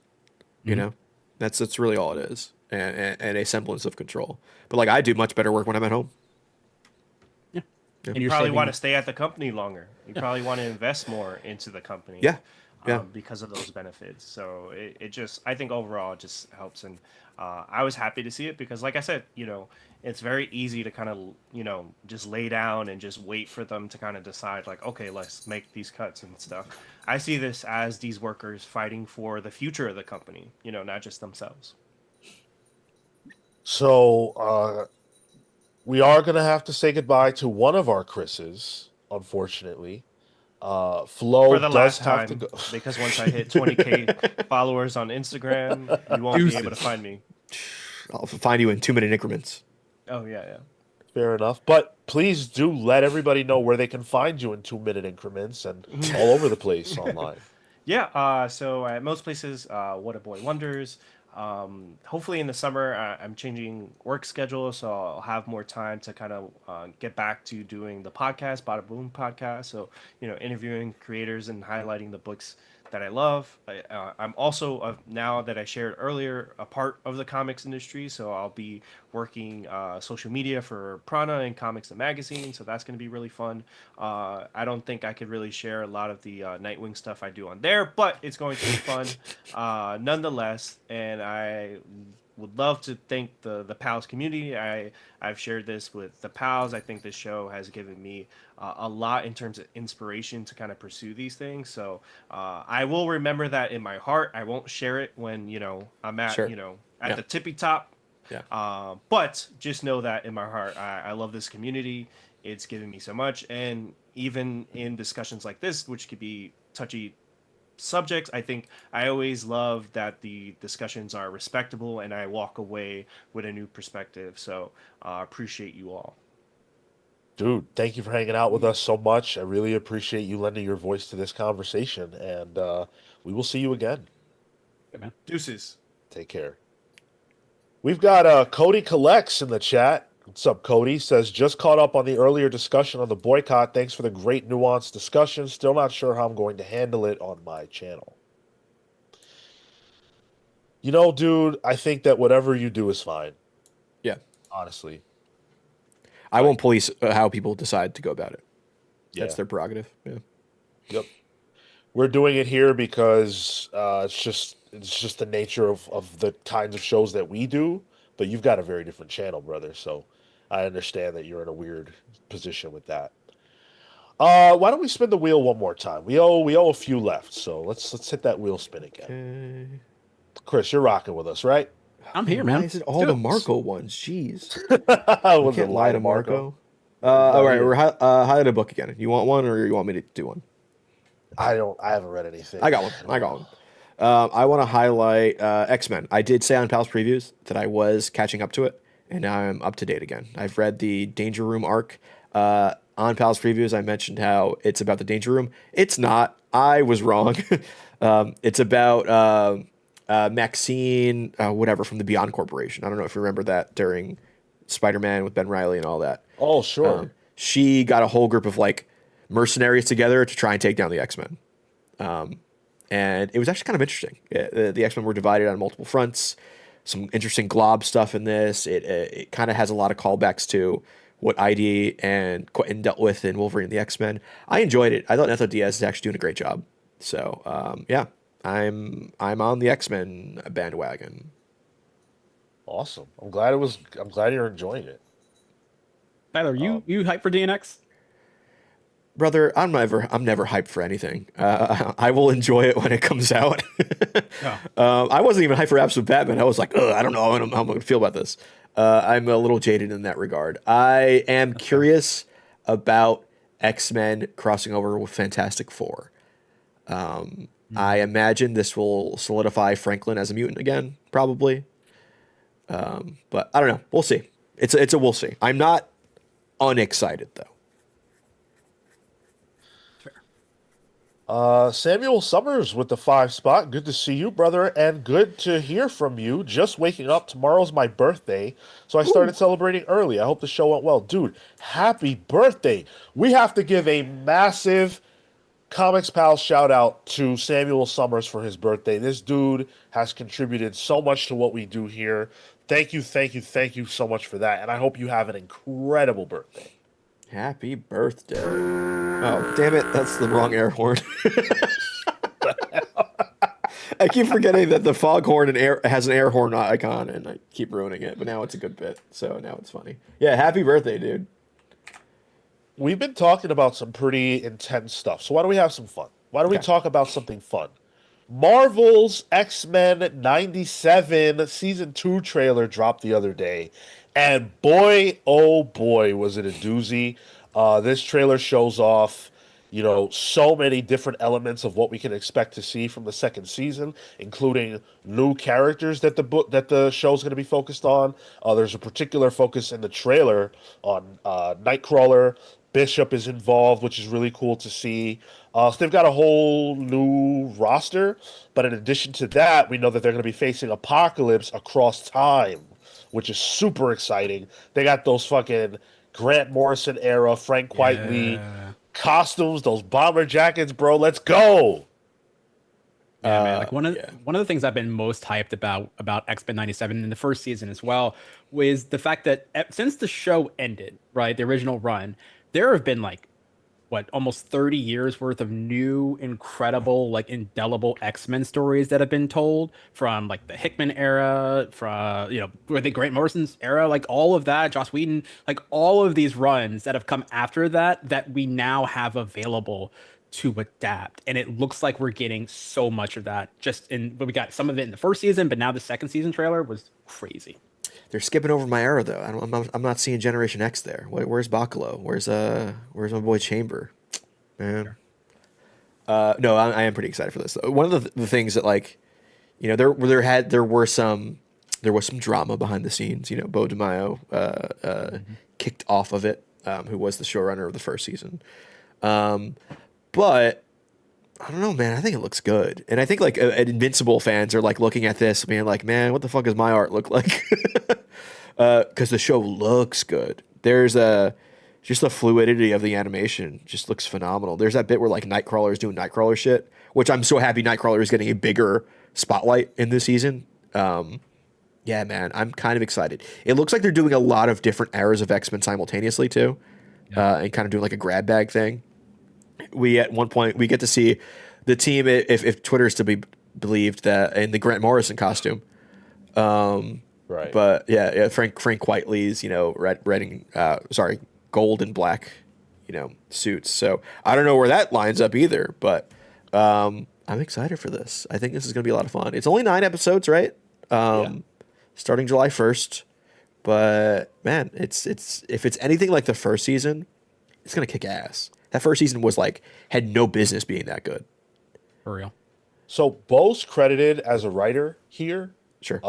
Not show running anymore, but still a part of some of this material was worked on while he was still employed. Yes. So Yeah. they're still utilizing what his contributions were. That's great. It also looks like, to Tyler's point about them mixing and matching eras, I got the vibe of the way they're using the time travel to remove the current roster of X-Men from the equation reminds me a lot of Giant Size, where the initial X-Men kind of get taken off the board for a little bit, and then you get this newer team with newer characters and stuff like that. It's not one-to-one, but I get that vibe from it. And also, we have to talk about the Wolverine piece. He does the fucking cover, dude. He does the cover. It's the poster for the season too. I have it up on the screen. Yeah. Although his claws are a little too thin to see a reflection in, but it's fine. It's Iconic, man. Yeah. It also Emma shows up in it too. I hope Emma has a little more of a spotlight as well. I think that'd be great. We got Morph turning into Deadpool. Yeah. Yeah, which our boy Rob Liefeld was quick to talk about. And Quentin's in it. Quentin shows up. I'm down for that. I hope Glob shows up. I don't that probably won't happen, but we're in that era. We're strictly getting into the era when I started reading, which is wild and unk mode. But yeah, it's gonna be cool. And more there was a Mortis in that as well in the trailer too, in the Apocalypse era stuff. I actually think this season could bring on more viewers than the first one did. And the reason I say that is because the first season really played to the hits in a lot of ways, whereas this one is addressing the things that happened when we started reading comics. So now this is our era, and it's got more exciting and different things in it. So I'm all in. I think this is going to be a banger. Unless you're a Gambit fan. Actually, no. You might get something in this too, actually. Too soon. Too soon. There is time travel. Well, there's also Apocalypse. Yeah. Oh, man. Love Apocalypse. Love Double Apocalypse. apoc'd up too this season too. Yep. Future and past. Hey, Tyler, why don't we spin the wheel again? You got it. Hey. Water, please. It's not water. It's do you know your pals? That one's not. We set don't up have right a way now. to play Yeah, that. yeah. You can't play that one right now. Now it's water. Okay. Fucking please. Water breaks, everybody. Great Whether it's Foley water, whatever's in your cup, sip it now. We got to remember to hydrate out here. It's a good thing. I want to read off the rest of the pals who support this show because you guys are the real ones. I got an origin to do. And we got to play either the GOAT or WOTE game because you guys got us over our goal. I haven't decided, maybe we can collectively figure out what we want to play. But I want to say thank you to Amin the Almighty Perez, Houston the Century Kid Murphy, Young Dende, Faye Fighter Dewooty, Cosmic November, Carter the Owl Shogun, and Steve Swarm Canaris, Scripture the Wardens of the Word, Jack of Some Trades Cloutier, Emperor MD Johnny, Mad Max Pliskin, Jack Grimstone Grimmy, Eli the Mothman, Patrick Zay, Ray Lytle, Superjop, Integray, Ash the Golem, Just Unseen, and then of course I have to make sure that I shout out Spider Mankey, who joined us at the Join the Pals Verse tier, as did Thomas. I won't give your full government out there, but Thomas, thank you, and so did Doug Idlewilder. Thank you guys so much. And I have to shout out Brian Acosta as well, who is a Palsverse legend. Thank you so much. But joining the Palsverse today is none other than the man you see on screen before you right now. Because How's Cat? we are introducing Captain Chris, the Captain Chris Collective. Whoa. The city is under attack. What else is new? Well, the city also has some new champions. To be fair, there's a new one just about every week, but this one is special. The Pals Alliance welcomed Captain Chris in with open arms, based exclusively on his enthusiasm, good energy, and will to be in the fight. They knew he belonged on the team, and that was back when they still thought there was only one of him. The Pals Alliance is a new super team that functions because everyone within it has the same goal. Save the city, make some friends. That second part was Captain Chris's specialty. His ability to talk to people, make them feel good and safe engaging with them, and frankly, his gift of gab made him good company. And that was who Chris really was. But there was another reason for this, a secret he kept close. His friends would see it in time. That time was now. The Pals Alliance arrived downtown just in time to witness Amin's terrorists unleashing a bomb on the unsuspecting civilians. With just barely enough time to assess the situation, the Alliance members sprung into action, none quicker to move than Captain Chris, who immediately prioritized saving civilians. As he tended to a downed woman, he noticed a lone crying child near a pile of rubble. Chris looked over and saw his hero, Atomic Hound, and thought about their first meeting. He thought about how kind Hound was to him and the value of their friendship in his life. As he felt the warmth that comes with thinking of a good friend, his body began to duplicate.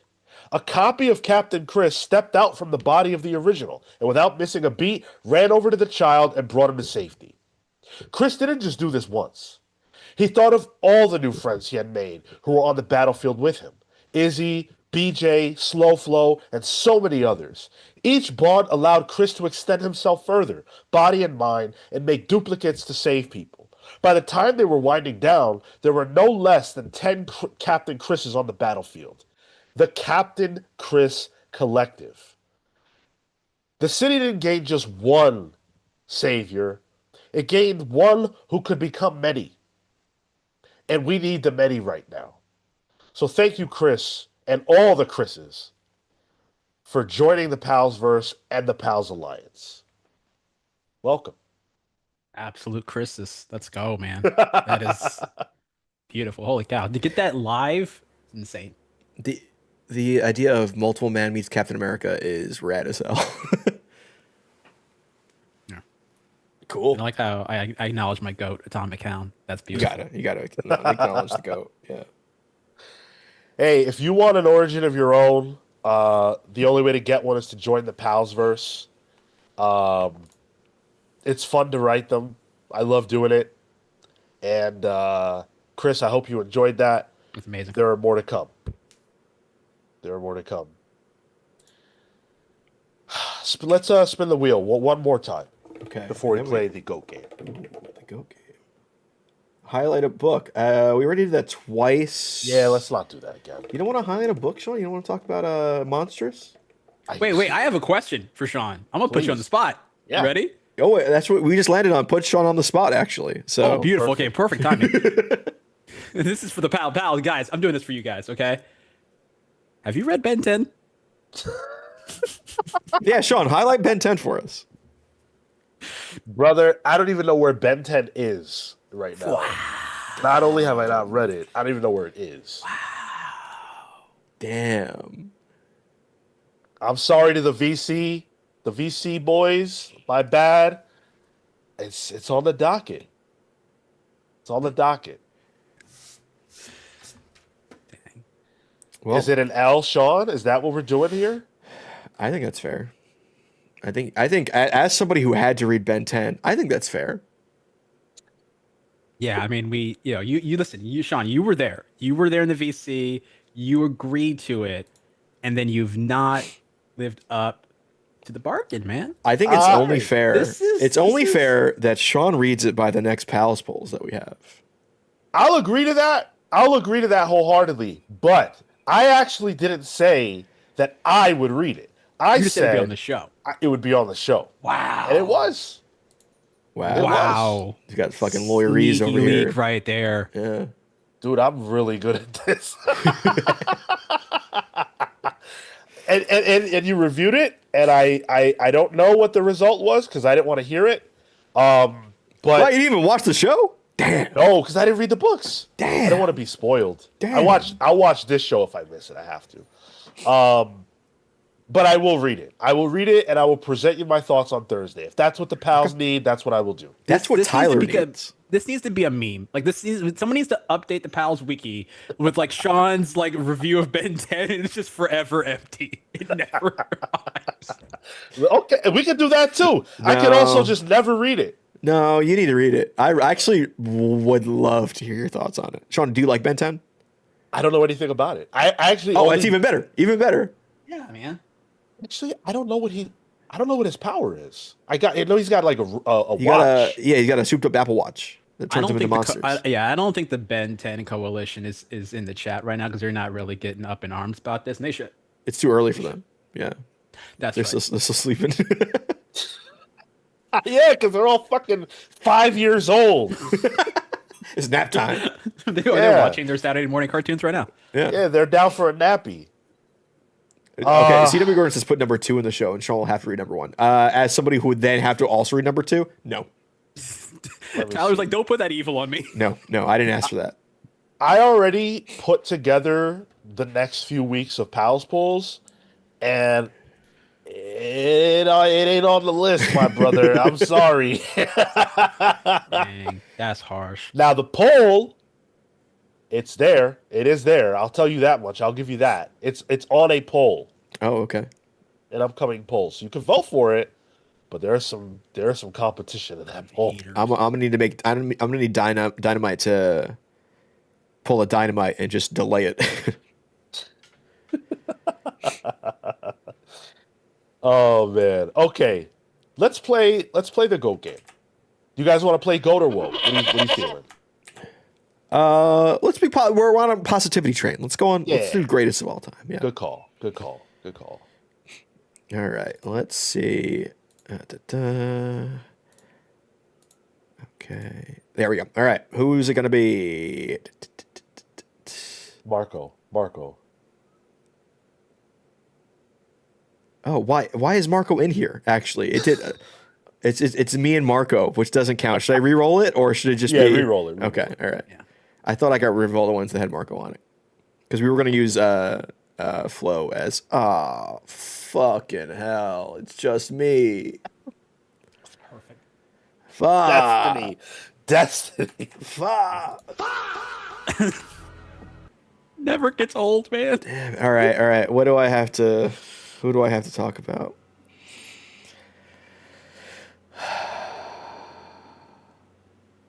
Can't wait. Okay. All right. Why is Knull the greatest of all time? Ooh. Okay. Oh, that's all a right. layup. Is it? Ooh. I have thoughts. I don't want to mention his original writer. Okay. All right. Let's go. I'm ready when you are, Sean. Okay. You have 45 seconds when you are ready. Knull is the greatest comic book character of all time. Even though he's a baddie, he's still the greatest because of a couple different things. Knull is a clear-cut example of how you integrate multiple aspects of the Marvel Universe and make brand new, exciting characters.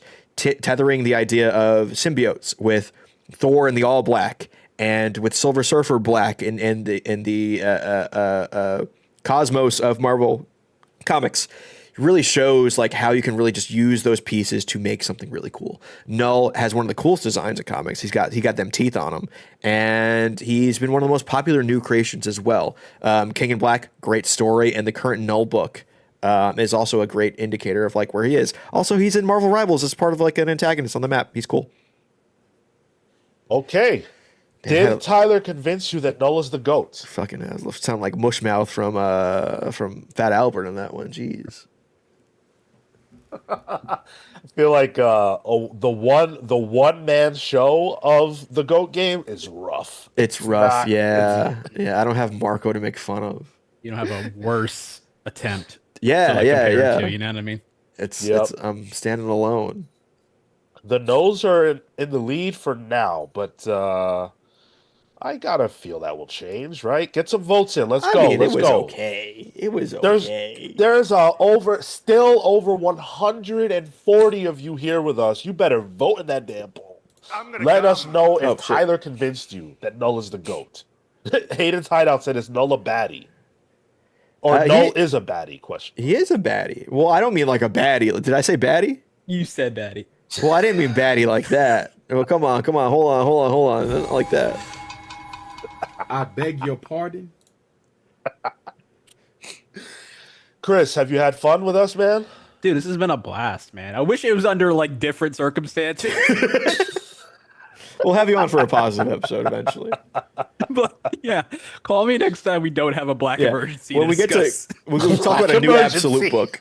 Yeah. Sean had to go through his black Rolodex. There's a black emergency. I put the fucking. It's like the bat phone, but it's just every time there's a black issue, it rings. Chris, I'm sorry, BJ Kicks wasn't here. Can you come in, please? Yo, my God, I gotta put every black creator on a Rolodex, bro. I need all of you, just so I can figure out who to bring on here. Oh God, that's. What about like a black YouTube roundtable? You know, that could be. That could be a thing. Black Comics Lords has that. Black Comics Lords does that, and they're great at what they do. So I tend to respect and appreciate their position. Did Tyler convince you Knull is the GOAT? The no's are at 57%, with the yeses at 43%. Wow. I'm not good at math, but that's not in my favor. Fucking damn. Got the sonic rings knocked out of you, brother. God damn. Shit. Sean and Gotham shining the black signal. Dude, I'm putting it out there. I put it out there. We need it. That's what's gonna appear in the sky, bro. Just me doing the Wakanda. It's gonna be a fist in the sky. Yup, it's gonna be a fist.